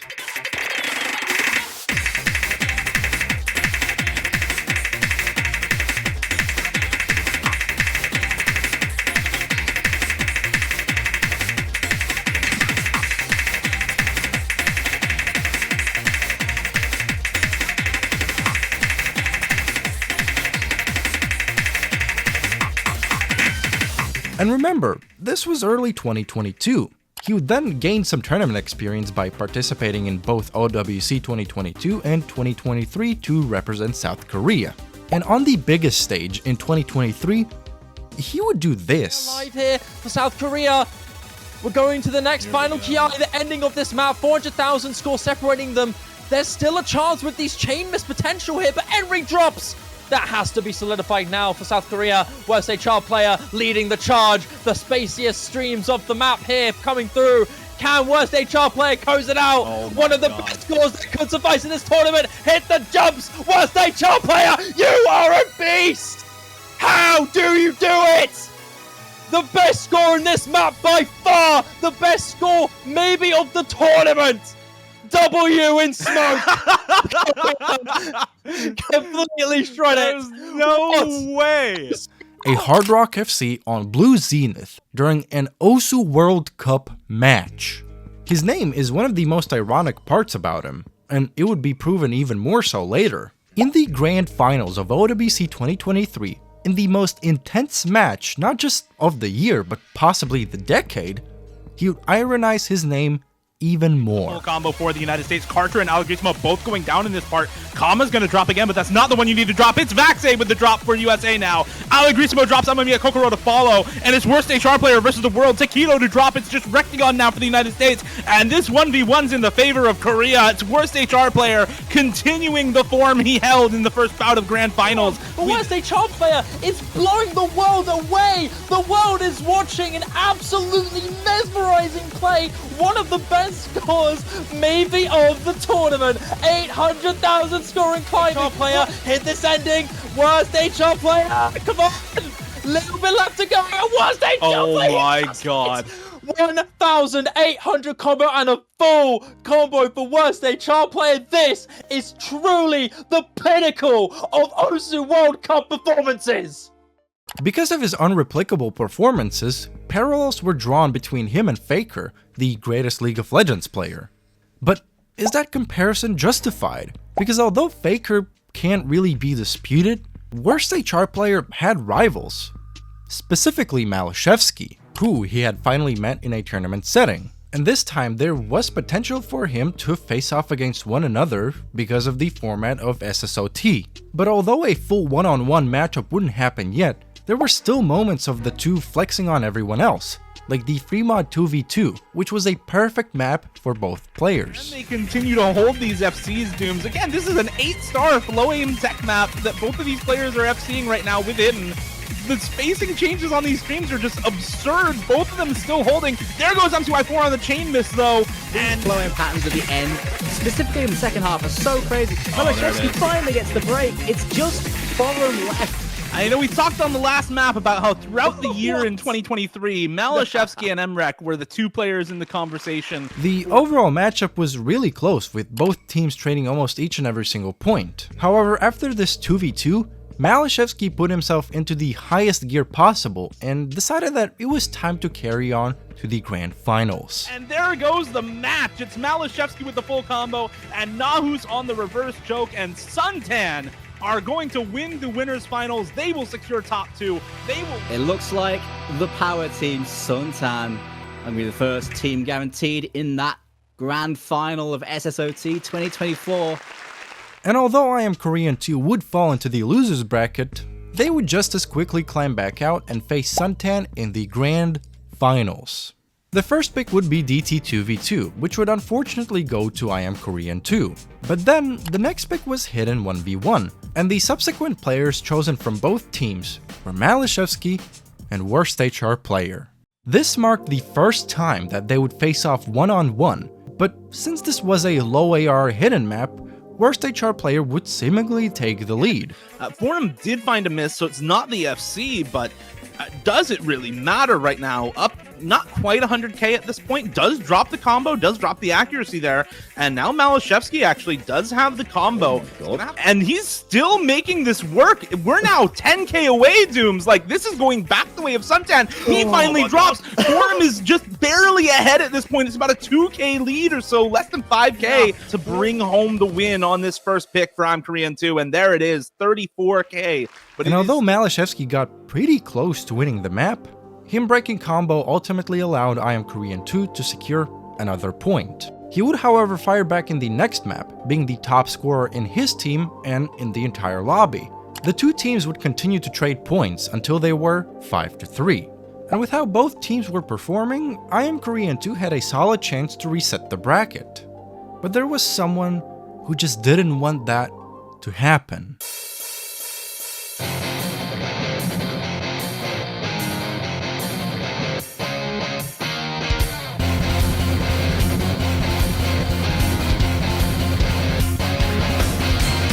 Suntan having Maliszewski and Mrekk in their team was the ultimate trump card, as both players were instrumental in the team's 4-map win streak, ultimately securing the team the victory and $2,000 on top of that. And actually, comparing the performances between Maliszewski and worst HR player on maps that they both played on together, in the finals match, they were equal on top scoring. and in the grand finals, the tide slightly shifted to worst HR player to 4-3. So now Maliszewski had 3 major opponents. Not only was it Mrekk and Henry, but now it was also worst HR player. Side note, I would have added Rectagon, but they just don't face each other. Like, ever. Considering Corsace Closed was less than a month away, these 4 players are sure to be there and very likely to face up against one another. So in preparation, what could Maliszewski do? What score could he output to signal that he is not to be messed with?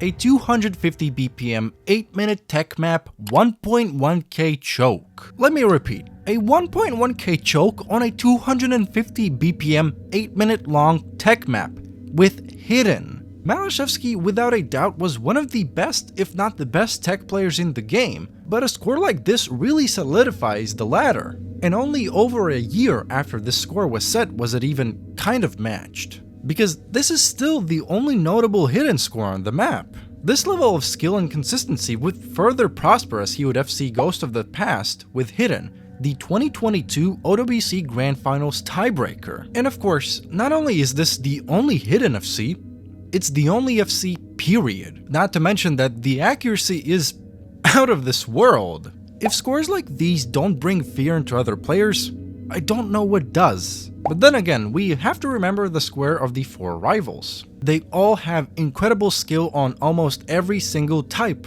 of skill, and they possess those skills at a level that's just not rivaled outside of that square. And if anything, Corsace Closed would prove just that. But before that, there's one tournament I'd like to specify, and that is Blossom Cup 2. Now I can give this tournament the award of one of the biggest nothing burgers, as not only did Maliszewski's team win the tournament without any map losses, but the grand finals didn't even happen, because their opponents forfeited. But that's not why I wanted to point out this tournament in particular. I mean, I've already covered the problems with allowing overpowered teams in team-based tournaments. You see, there is one tournament achievement that Maliszewski didn't yet possess: the most tournament badges. For the longest time, that title belonged to Bubbleman, but now, with Maliszewski and his team winning Blossom Cup 2, Maliszewski would become the player with the most amount of badges, and he probably will be for many years to come. When Maliszewski overtook you in a badge count, I guess how did that make you feel? Fine. I had no reaction to it. I was happy for him. Like, it's awesome to be part of a storied history for a game like this one. What, almost 20 years of history now? And I get to be a significant part of a significant portion of it. Like, someone's gonna beat Maliszewski. Like, of course, I beat Toy and Digital Hypno, and someone beat me, and someone's gonna beat Maliszewski in the future. We're all here as part of the journey, not as the epitome of the journey, you know? But now, it was time for Corsace Closed 2024.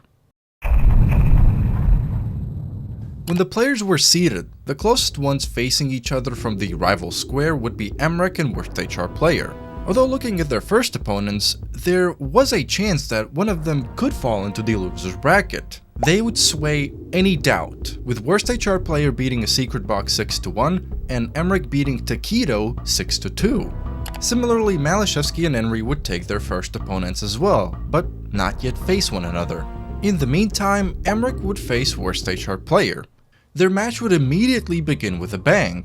2 in fact, as both worst HR player and Mrekk would secure a breakpoint, winning on opposite picks. But then Mrekk would finally win on his pick, then he would secure yet another breakpoint, and then pick DT1 and FC the map to secure yet another point. Yeah. First time. You can't help but be impressed. Take a bow. That is an FC on the DT1 in a single try. And although worst HR player would get a point for himself, Mrekk would secure the next one and already get to match point. Although this seemed like a done deal, this situation was kind of similar to the one in Roundtable, and because worst HR player wasn't able to participate then, he would shine now. This map does not have any Hard Rock FCs. As a matter of fact, I think this might be the highest combo on the map so far from Forum. Unbelievable performance from Forum on that one. But even when he's under pressure, he pulls off a score like that. 2/3 in. The score lead is not very large now. Forum has to get through them here. It's going to be a challenge. 1k combo though from Forum. Final chorus. A break from Mrekk. And worst Hard Rock player now. A big comeback there. Might just be able to keep this game going, Dimash. Big steal. Mrekk's final pick will go the way of worst Hard Rock player. It's a 2 miss from Forum against a 4 miss from Mrekk with 99%. Now they had gotten to 5-4, and although Mrekk was still in the lead, it was now Forum's pick, and he would choose the best possible map for himself in this situation, the Construction Star. At the time, the map had only a single FC in the 9 years of its existence, and obviously that one FC came from worst HR player. But if you were to look at the leaderboard, you'd see something magical. His near Hard Rock FC on the map. Yet safe to say that this map was heavily in his favor. But the question is by how much?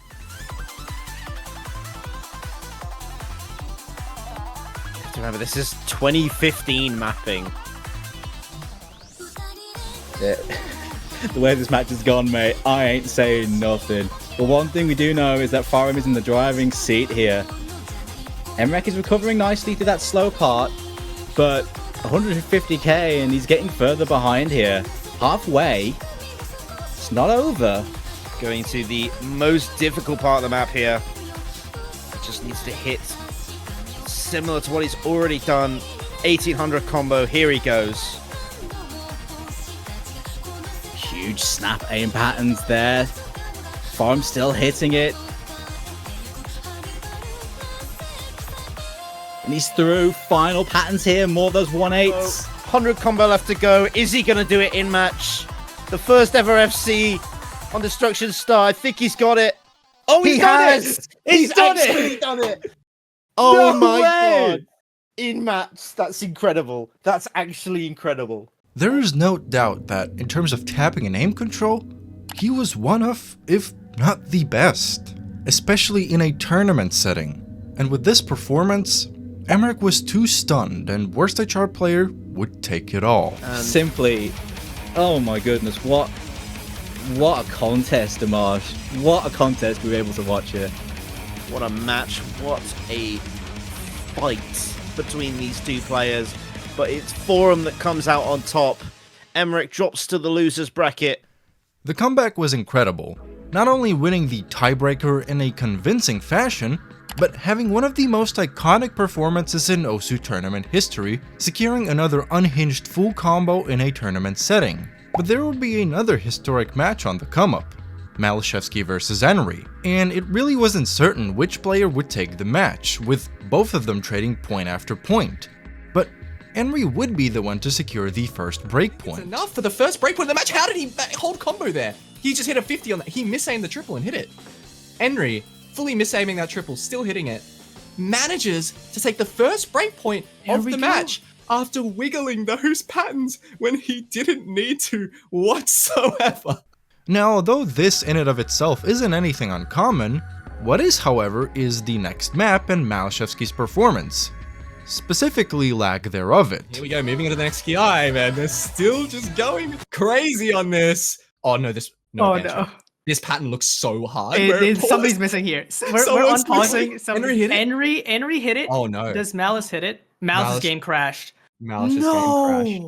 What had happened was that Maliszewski's client decided to end itself in the middle of the match. A player disconnecting from a match is a very uncommon occurrence, and it happening in a match as close as this one surely put Maliszewski off his groove. And the worst part about this was that the point would go to Henry. Maliszewski's PC turned off mid one of the maps, and the point still went to Henry. Do you know why? Like, they, I guess, allowed it to happen? Because just the rules of the tournament. That PC turn off could have been for any malicious reason, so they can't really show favoritism to one player. So Henry would already be at match point, with Maliszewski only having 2 points.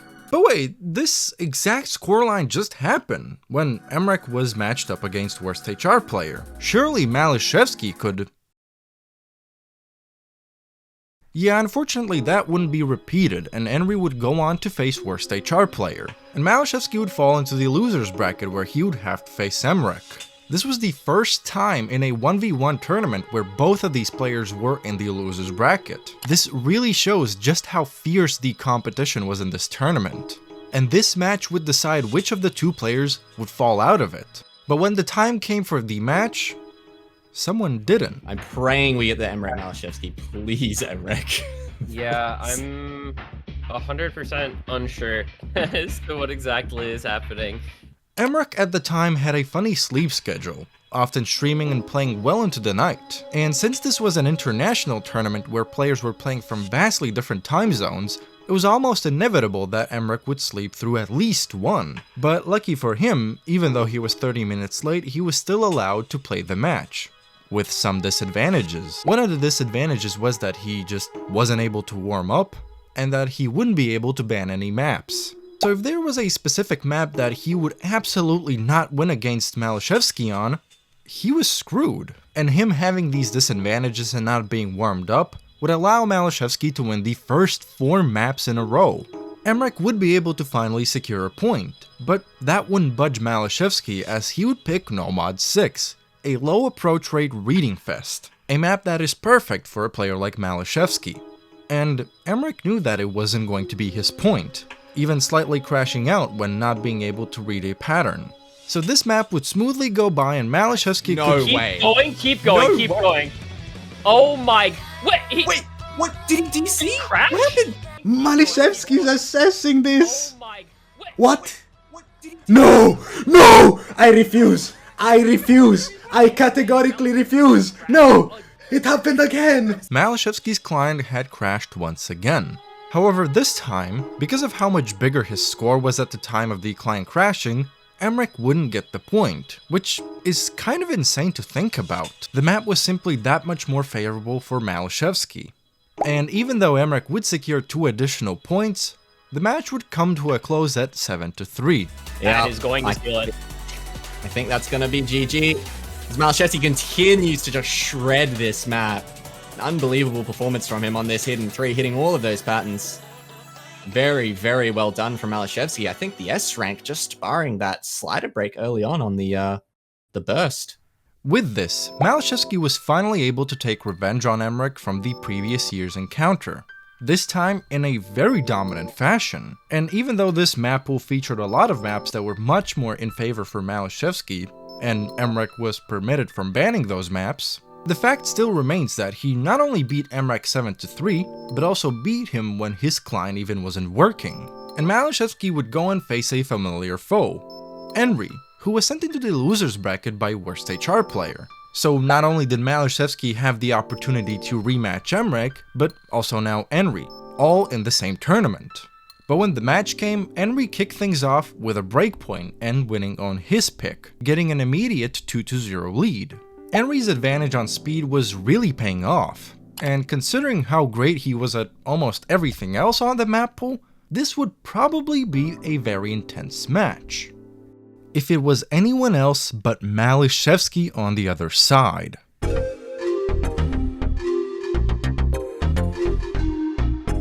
Seven maps in a row. 7 against one of the best tournament players at the time. Although I do use the phrase one of the best tournament players, Maliszewski and his rivals list were some of the best around. Each one, if they were to face against someone else, had a really great chance at taking it home. But sometimes what you can gauge through statistics is not what will happen in reality. One of my favorite sentences relating to this comes from a CSGO player by the name of Flusha. When he was asked who had the best aim in the game, This was his answer. The one who has the best aim is the one who has the best day. And truly, sometimes that is what it comes down to. And so now it was time to see who would have the better day in the grand finals, Maliszewski or worst HR player. Although Maliszewski would need to secure a bracket reset, the answer still wouldn't be that simple. On one side, there was a long-standing tournament beast, and on the other was an up-and-coming one who was able to full combo maps in a tournament setting that most can't in any setting. But sometimes you can ask who will have the worst day, and that answer would come a day before the tournament match would even take place. Top players Badu and Grandmaster would drop a document that alleged that worst HR player was not legitimate in his play. The timing of this document dropping is definitely something that was questionable, but maybe the evidence was super recent, maybe even from the matches within the tournament. I mean, surely two top players would understand the ethics behind dropping a document like this, especially considering how many top players have been falsely accused in the past. You fool! Looking at the document, it states that this investigation had been in the works for nearly 4 years, which is an insane timeline to take in, so surely the evidence would represent 4 years of work. The first thing that was questioned was his improvement rate. The age-old accusation, he's improving too quick, therefore he's a cheater. This argument has been used countless times in the past against players like vaxei, Mrekk, Whitecat, even Maliszewski, who all then went on and became some of the most generational players. And we have to remember that this doesn't come from a random accusee, but actual top players. There should be a proper standard followed, and not some slop. The other evidence was his weird cursor jump at the beginning of his plays. And the only way that they were able to replicate such movements with worst HR player settings was with the help of cheats. Now, this would be some solid ground for questioning, if it wasn't disproven almost immediately. No. Oh my god, you didn't even have to replicate anything. You literally just needed to try it once with the same tablet. Okay, so now they've gone 0 to 2 in terms of evidence. So, what is next? Wait, that's it? Yeah, this document that was allegedly in the works for nearly 4 years had nothing else. But Grandmaster did tweet a now deleted post stating, "Now nothing is entirely concluded, but I guess no more secrets. We are going public with all of this. We have a lot of material we didn't include and we rushed to get this out thinking it was conclusive. Again, a major communication error. Spoiler alert, no new evidence arrived." This statement is pure and utter insanity. Like, what do you mean you have a lot of material you didn't include and rushed this? This is not some draft of a novel. This is some serious accusation. This statement is also a pretty big Freudian slip on why they decided to release the document at that specific time. Not only before one of the biggest matches of the year, if not the decade, but also while Worst HR Player was sleeping. Worst HR Player would release a live play on one of the maps he was accused of improving on too quickly and replicating the weird cursor movements. Although it wasn't one of those full PC boot up live plays show task manager, most people were on Worst HR Player's side, and this was more of a, yeah, okay, he good. Plus he only really needed to prove 2 things, which he did. Although the 2 players would apologize, Grandmaster in a more personal way, and Badu would make this "we" apology, the effects of this document were beyond detrimental. Possibly the most unfortunate consequence was that the accusations and everything that spiraled out heavily affected Worst HR Player's mental, so much so that he forfeited the match against Maliszewski. And honestly, understandably so. Having such massive figureheads against you in such a spotlight can affect anyone, especially someone who is relatively new to the scene. Not to mention that the accusations came from people who should have known better. What would have been a historic match, whether it had been close or not, turned out to be a hard lesson for the players and the community. Although even Maliszewski believes that Form would have won since the map was much more lenient towards him, we will never know what could have come out of that match. We've seen more than enough times that stats do not predict outcomes with a high degree of accuracy, especially in OSU tournaments. And that statement is even more so true because the two would never face each other again, especially now that, spoiler alert, Worst HR player has long quit the game, so the rivalry will be left at a single map in SSOT. Well, there was a small light at the end of the tunnel. The pair would face each other in a show match. Unlike in a typical match where the player who got the most score would get a point, the show match's winner was decided by who got the most total score out of all of the maps played. And just how many maps would they play? 17. Almost every single one, besides 2 speed picks. Because of course. The match was very hyped up and both players performed like no one else. And although Maliszewski would be the score winner in the end, it was insanely close considering just how many maps they both played. But the sad news wouldn't end there either. 10 days after the show match, Maliszewski would put out a tweet stating that he will be playing the game less. The immense amount of grinding and sheer number of tournaments he participated in and was participating in took too much time out of his life. Although this didn't mean that he was quitting the game, tournament appearances would be on the decline. With one of the tournaments he was stepping out of would be the OSU World Cup. Similarly, his solo play activity would also decrease, primarily focusing on getting as many number 1 scores as possible, and he had become one of the best at that. But as for PP plays, his tradition would sadly be no more. But that didn't mean that he completely stopped playing tournaments, nor did it mean that Maliszewski and Worst HR player wouldn't see each other in a tournament as teammates.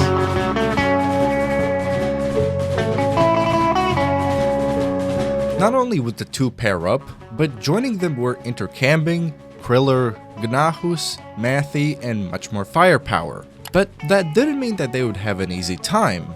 If anything, at a certain point, it seemed like they would come in second, as they lost to Fresh Off the Boat, a team with an equal standing. However, in the grand finals, Kotomiler would put up 2 stellar runs and ultimately win the tournament, not only securing a badge for the entire team, but also a joyful ending to the dread that Worst HR player had to face. Speaking of face to face, around this time last year, Maliszewski was in Los Angeles and participated in the Roundtable. Sadly, that was no longer something that was happening. But there was something similar. Lucky for the Europeans, there is this little thing called Cavo Sosu event, better known as COE. It is quite possibly the biggest OSU event that happens every year around the last third of the summer. People from all around the world, primarily Europe, come together to spend a week in a massive convention dedicated to OSU and the community. It's honestly one of the most impressive spectacles that has come out of the game, especially considering the attendee count. And for the last 2 years, there was a 1v1 LAN tournament hosted, the previous year's winner being Kriller, and a winner he was, as he clean swept Flying Tuna in the grand finals. There were a total of 16 participants that qualified prior to the event and would face each other in a single elimination tournament. Although that means that there would be way less matches played than in a double elimination one, the tournament is ran on a tight schedule. But the difference between an online tournament and one in person is immaculate, especially because of the live audience.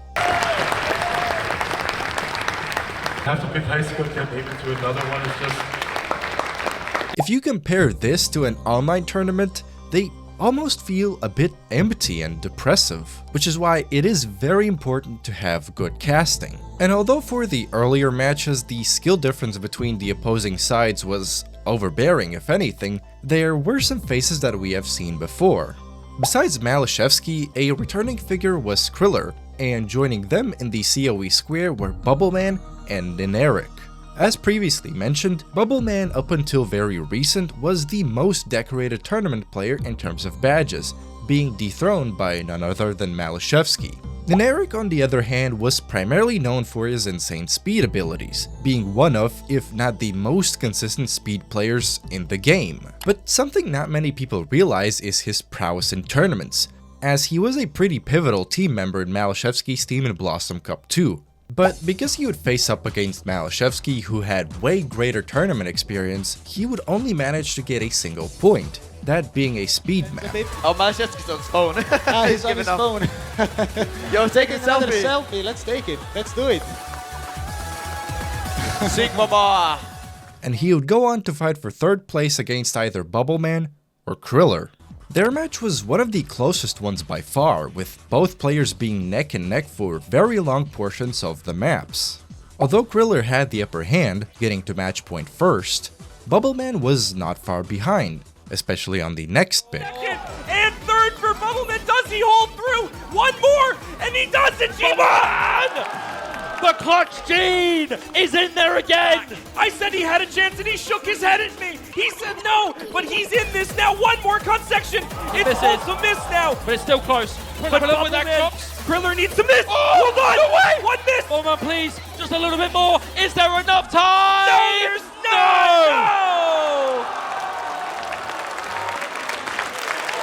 Give a round of applause for both of our players. Please, hands up, everybody.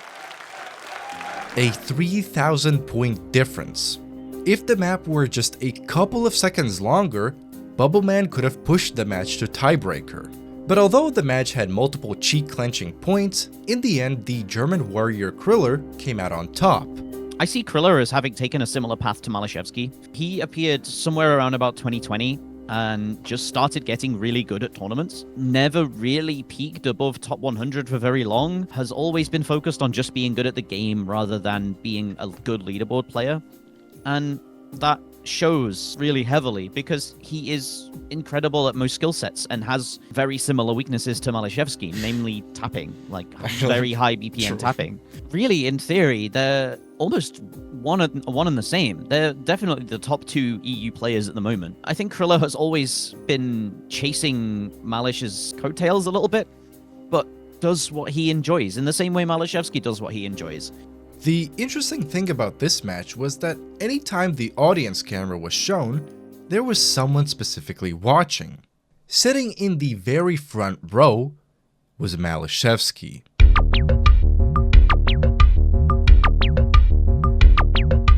In just a week's time, the two would go from being on the same team in Resurrection Cup and both securing the highest position there, to now facing one another in the grand finals of one of the biggest in-person OSU tournaments. Two figures that have often formed to make forces that shatter any competition in their way, now face against one another to show the world who is the one not to be slain.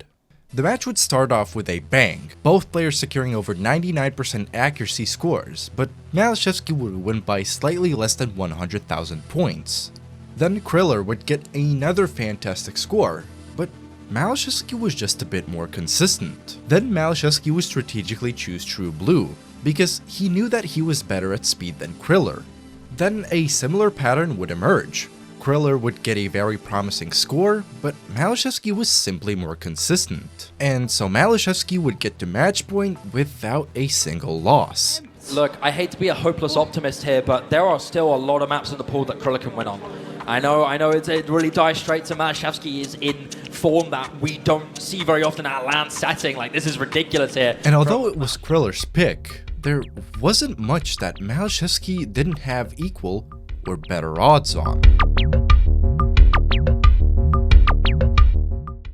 Here we go, Angel Salad.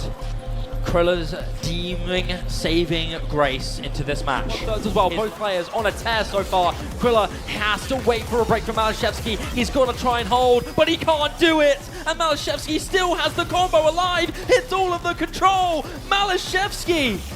It's beautiful, man. Maliszewski is making a tear. How on earth is he hitting all of this so far? 1,000 comboing throats. Everything hits here from the Polish star. If there's anything we know about Maliszewski, one of the best in the world, one of the greatest of all time, be it in any environment, be it in LAN, be it any time, Maliszewski's the king, and he is your COE UK AIM champion. He is something else, man. Invincible. He is something else. Their celebration is beautiful. It shows that at the end of the day, participating in history is much more beautiful than making history alone. And this match would show once again that, although on paper, Maliszewski cleared Kriller, they both performed to a level like not many there. Then, in this grand finals, you showed no mercy, and you tore this map pool apart. How do you feel about winning in such a great fashion, and what does that say for you and your fans at home? Polska Górą! Thank you guys for all the support. It really means a lot for me. Yeah, I didn't expect myself to play this well today, and it really boosts my confidence. Yeah, I have no words, no words. But nonetheless, the undoubtable reigning champion of COE 2024 was Maliszewski. Another clean sweep. On top of winning the tournament and securing yet another badge, Maliszewski would also get 1,500 euros. However, 500 euros of that money, Maliszewski would give to Malteser, but for a pretty wholesome reason.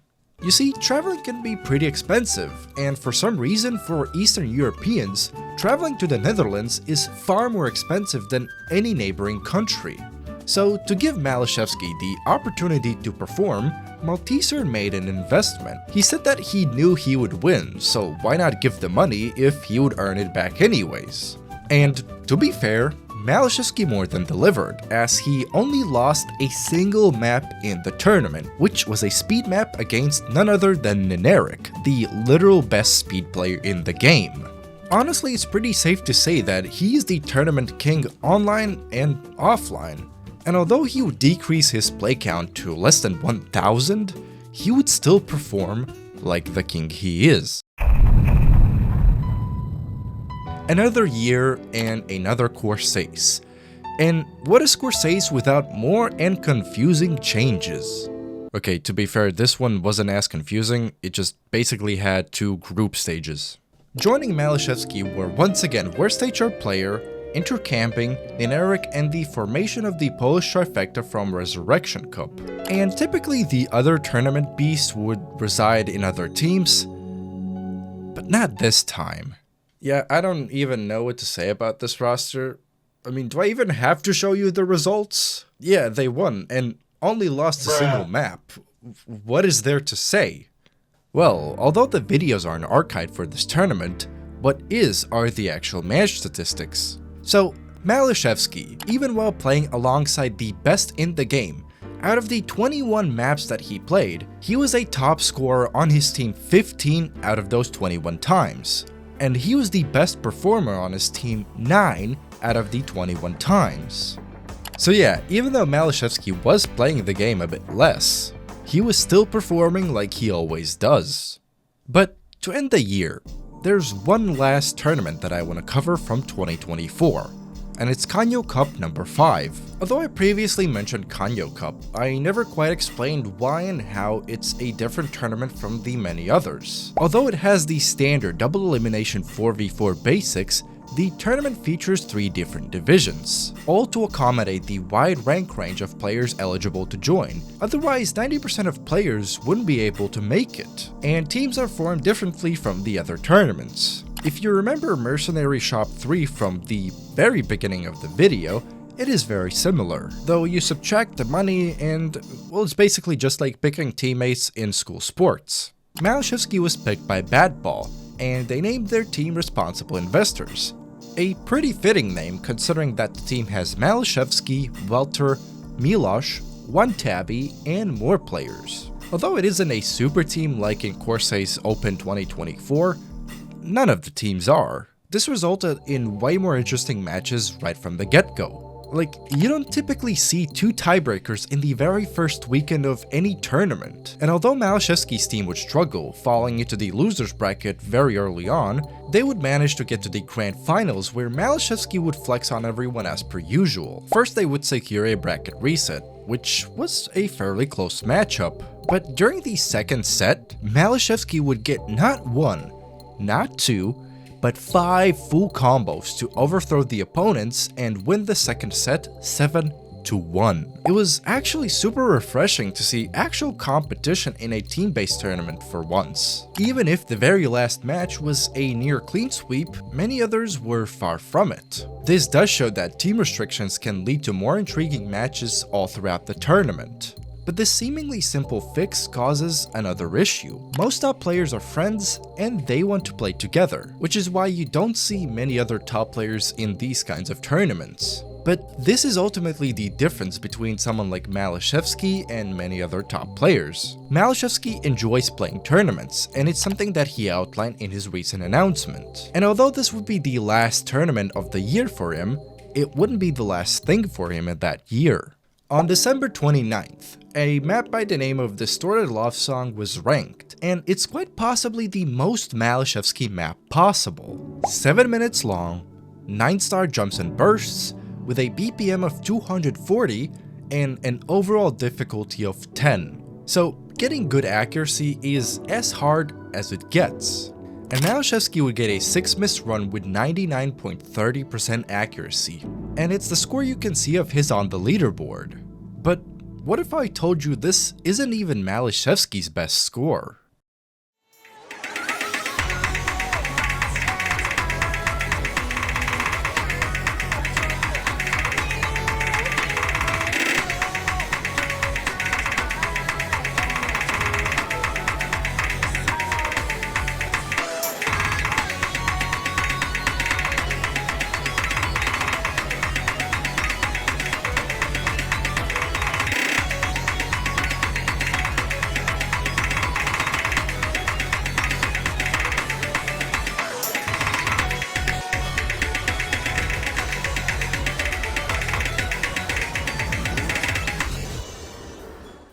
Two misses and 99.51% accuracy. The definition of consistency. The only other player that has a score like this on this map of the same caliber is Maliszewski himself. But because the score has more PP, this is the one you see on Maliszewski's profile. But because it has less score than the other one, you don't see this on the map's leaderboard. Because there was still time left in the year, Maliszewski would get one more special score. You see, Maliszewski hasn't really been known for really high BPM plays, especially with the inflation of what counts as speed. Although he does have some of the best flow aim in the game and consistency, stamina on BPMs above 240 is something that had been lacking. But over the last year, there was one stream map that he would occasionally play. The map features some of the hardest space streams in a ranked map. Not to mention that this difficulty spikes occurs 3 different times on the map, with the hardest one being the very last one. The combination of these things is a surefire way for any top player to lose their run, but Maliszewski is not one of them.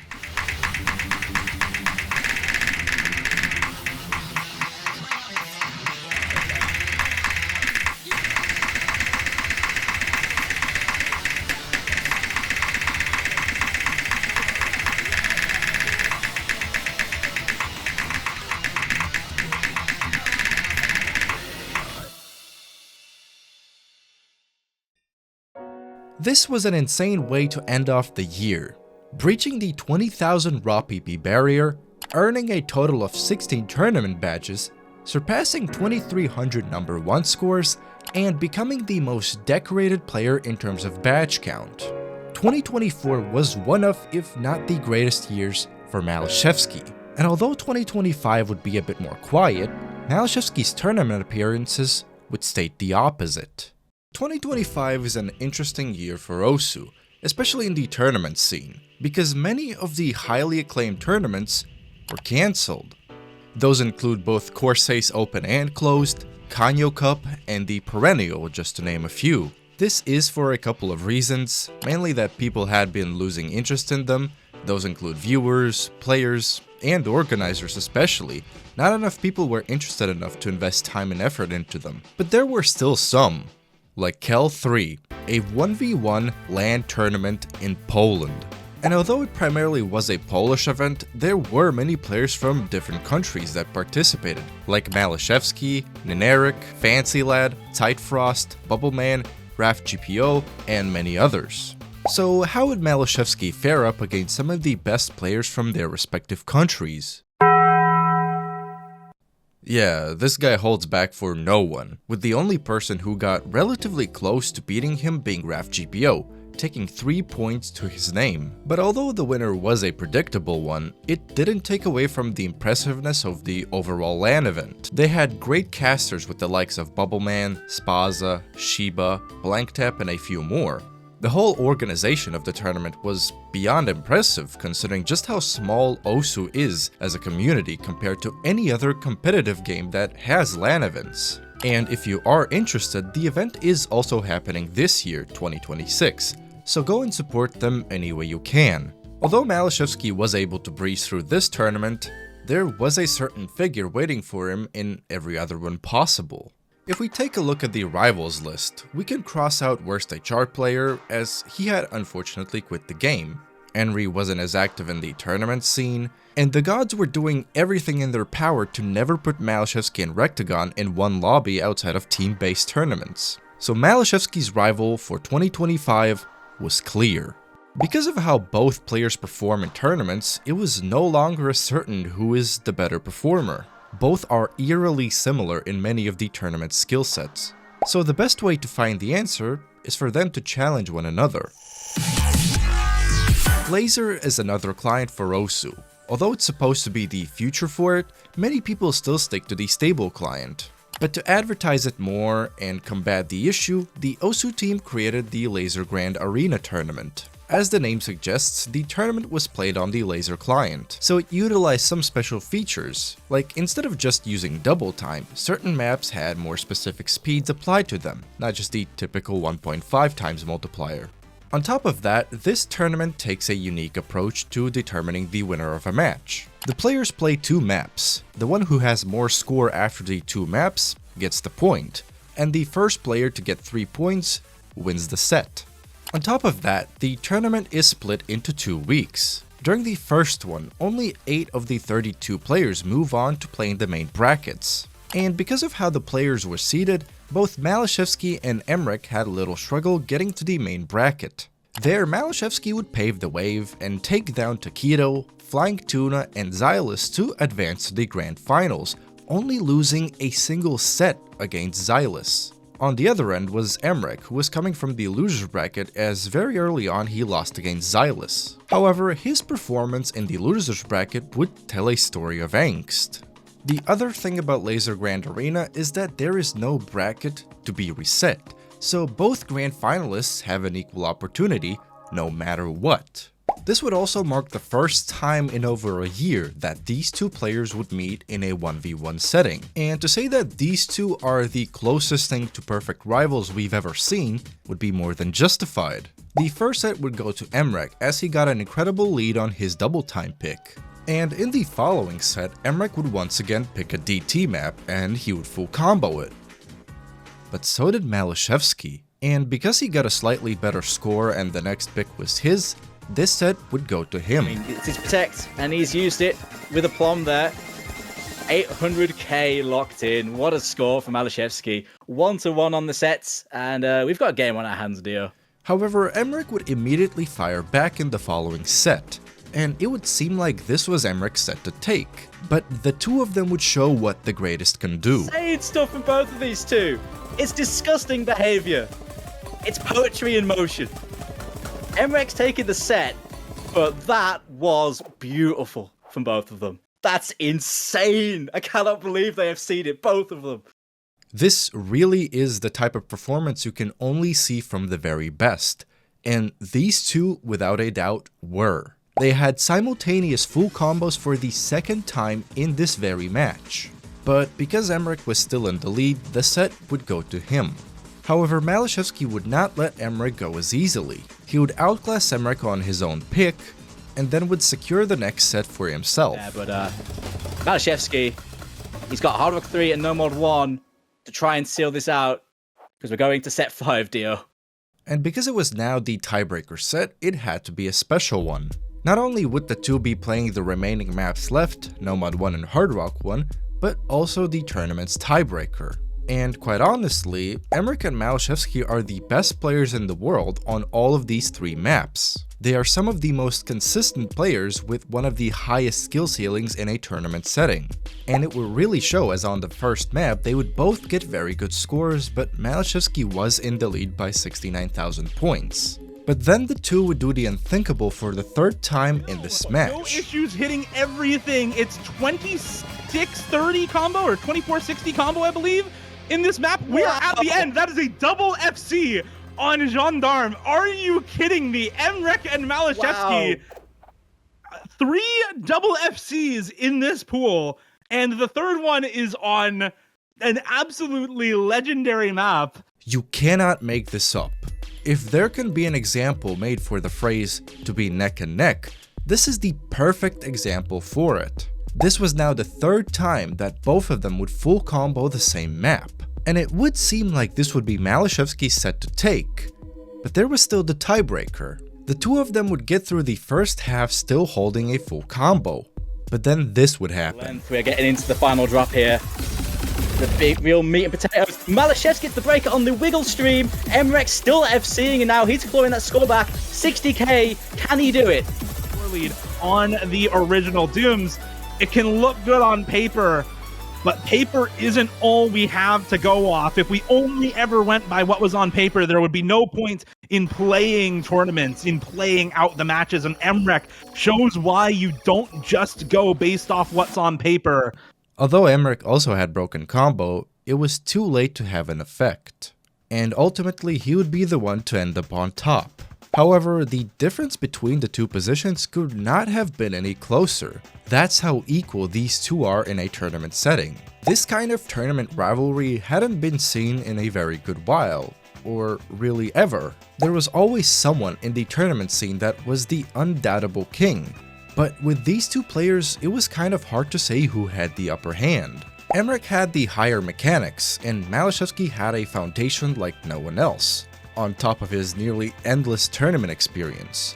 Plus, on the land side, Maliszewski was the king of Europe, as he won both Cal 3 and COE 2024.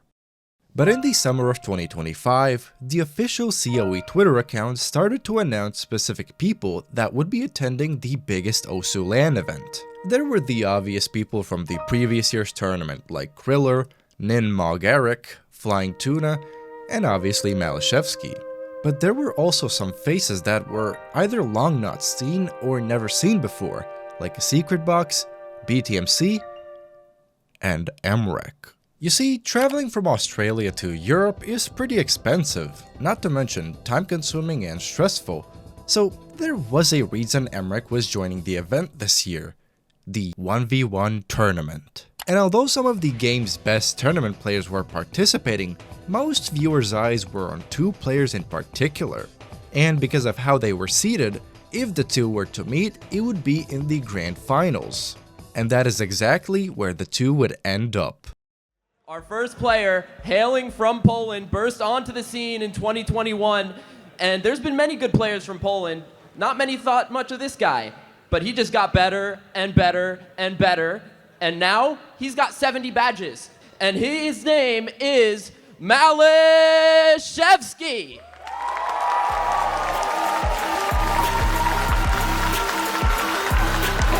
The limit breaker, the fearless.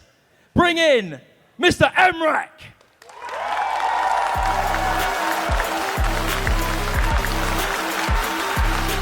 And go pop off, my friends. Now, I want to take a different approach at covering this specific match, because I want to convey something very important.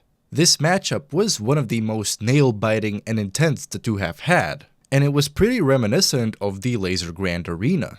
But this time they also had an in-person audience. And we have seen how closely these two can perform and get scores of such magnitude that their legitimacy may be questioned. But if this match was of that nature, how is this scoreline possible? Well, that is the nature of tournaments and why I want to cover this match this specific way. Even though the headline is Mrekk clean swept Maliszewski, that shouldn't be the only takeaway. It is no doubt that Mrekk was performing better, but there were many instances, especially in the very final map, where the greatness of both of these players would be showcased. The two of them were without a doubt the best tournament players there, and their match reflected just that. They got scores on the spot that literally no one else was able to. But the writing was still on the wall. Nothing could take away from the fact that Mrekk had beaten Maliszewski once again, doing it in a LAN setting for the second time. So would you say that the rivalry between Mrekk and Maliszewski is the greatest tournament rivalry we've ever experienced? Ever is a strong word. I'm not sure if ever. It's absolutely the biggest one that we have right now, because those are the two biggest tournament players right now. I mean, shoot, I can even think of some other ones that are really, really big rivalries right now. Players like xootynator and Rectagon have definitely a bit of a rivalry going on, with xootynator, you know, the best player in Canada versus the best player in the USA, right? Both trying to one-up each other for the best in North America. I think best in the world is definitely a bigger rivalry than best in the continent. So I would definitely say Maliszewski versus Mrekk is better right now. Yeah. I think biggest this decade is something that I can say. Like it's probably the biggest rivalry this decade, because it's been a rivalry for several years now. Still an ongoing rivalry with both of them, you know, trying to lead their team to victory in OWC this year as well. So it happens across both 1v1 tournaments and team tournaments for these two players. However, for both of them, what was more important than who's the better player is that they both have a fun time seeing what they can bring to the playing field. They are both friends and support each other on and off the field, and it's honestly so wholesome that no matter what the result would have been, they would still continue to be who they are. But then again, this is some sort of CoE prophecy that had to be filled. Although it was rather unfortunate seeing Maliszewski be defeated no matter how close the maps got, he had the title of CoE champion from the previous year. So honestly, it was just a courtesy that Mrekk would receive it as well. But there was one title that he didn't have. In fact, not many players do. I was honestly planning on concluding the video here, maybe touch upon some of the tournaments Maliszewski won/participated in, like Resurrection Cup 2025 or AIM Legends Open. But no, there was something missing from 2024. It wasn't a face-off against some player, it wasn't some specific map, but rather a tournament he didn't participate in. The OSU World Cup. Although Poland didn't do all bad, finishing in the 9th place, Maliszewski's lack of attendance was seen and felt. The team was also missing Gnahus, who is a very trivial and often overlooked player for the roster. This would also reflect in the fact that they qualified as the 11th seed, the lowest they had ever qualified since the whole seeding system was put in place. But it was now a new year. Poland's talent had evolved further. Not only was Maliszewski and Gnahus back, but Poland also had some new rookies. So with Poland having the best possible roster they could this year, how well would they do in qualifiers?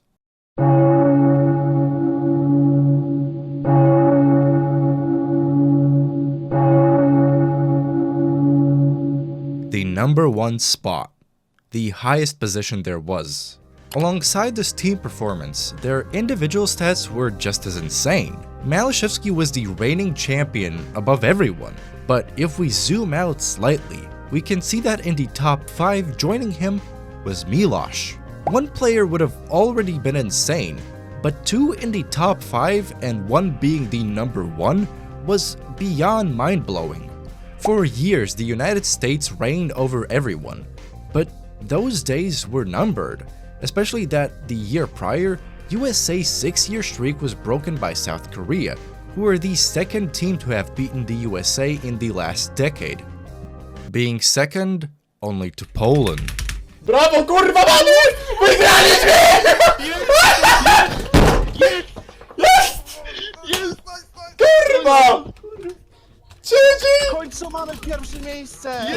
The 2017 victory is one of the greatest ones in OSU history, but so much has changed since then, with the only thing that has remained the same being that Rafis was still on the Polish roster, And for Rafis, this would be his 11th OWC appearance. But besides Poland, there was another country that was just as hungry for a victory. Australia, who qualified as the number 3 seed this year. They had some of the strongest faces in the tournament scene as well, with the most notable one being Mrekk. He was for sure the main hunger driver for the team, and these 3 teams would show just how determined they all were.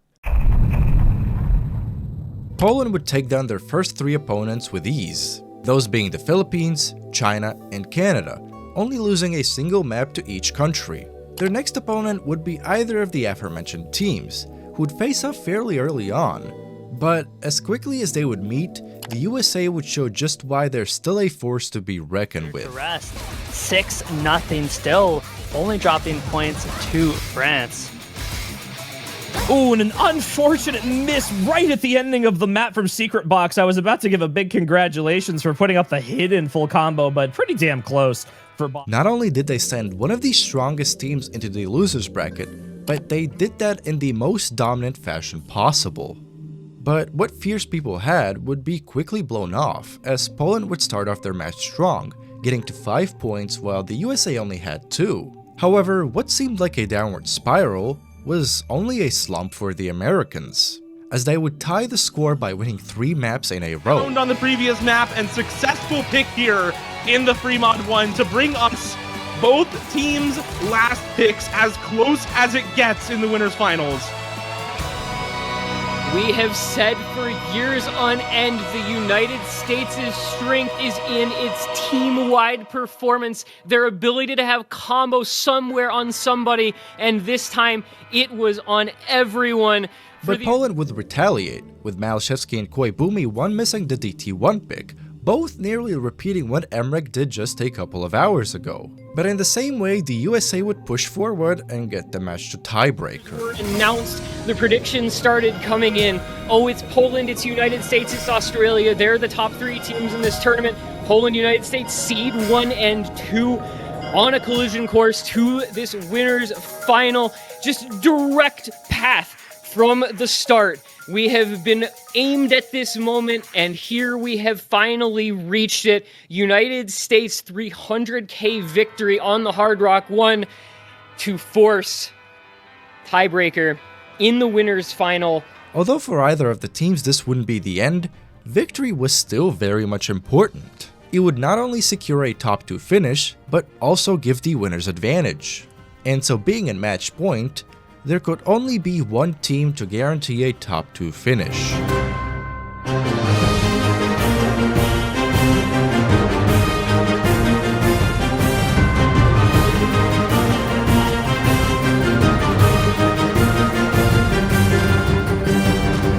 Poland had sent the USA to the losers bracket and went on to the grand finals for the first time since 2017, and it was the exact same way as they did it that year. It's hard not to say that this was a surprise to many. Even though Poland's roster was the best that it had been in years, the USA was still the USA, and people's odds were in their favor. But the Poles had a mission of their own, and this mission still wasn't over. In the losers bracket, the USA would face Australia once again, and while they did clean sweep them previously, the Aussies looked completely different. 30,000 points, and it's continuing to grow.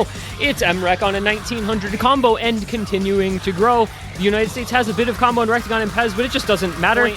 It's going to be Australia at 6-3, match points in hand, but more importantly, Mrekk drops the Nomad to full combo. Maybe something clicked, or they became even hungrier, but they managed to get to match point while the USA only had 3 points on the board. But similar to them, something also clicked for the United States roster. Just 30 minutes prior, the writing was basically on the wall, but now it was unclear. And considering the USA's experience with high-stakes tiebreakers in OWC, it really wasn't certain. Hell, this is really the last chance here. A Secret Box 730 combo, Mrekk 670 combo, United States 1 player over 100. Their 2 main carry players have the combo when they need it. Will they hold on? Secret box falls. It's all on Mrekk now. He must hold through basically the rest of the map. Turn the switch. Can he change into what we know he can be? He's still holding on to this last massive recovery, but does find the miss. And with that, I mean, there's just not much time left, and that's still... Look at the combo on Atkins and Vox and Mrekk into the very end of this map, but it just isn't going to matter. The United States, once more, they snatch...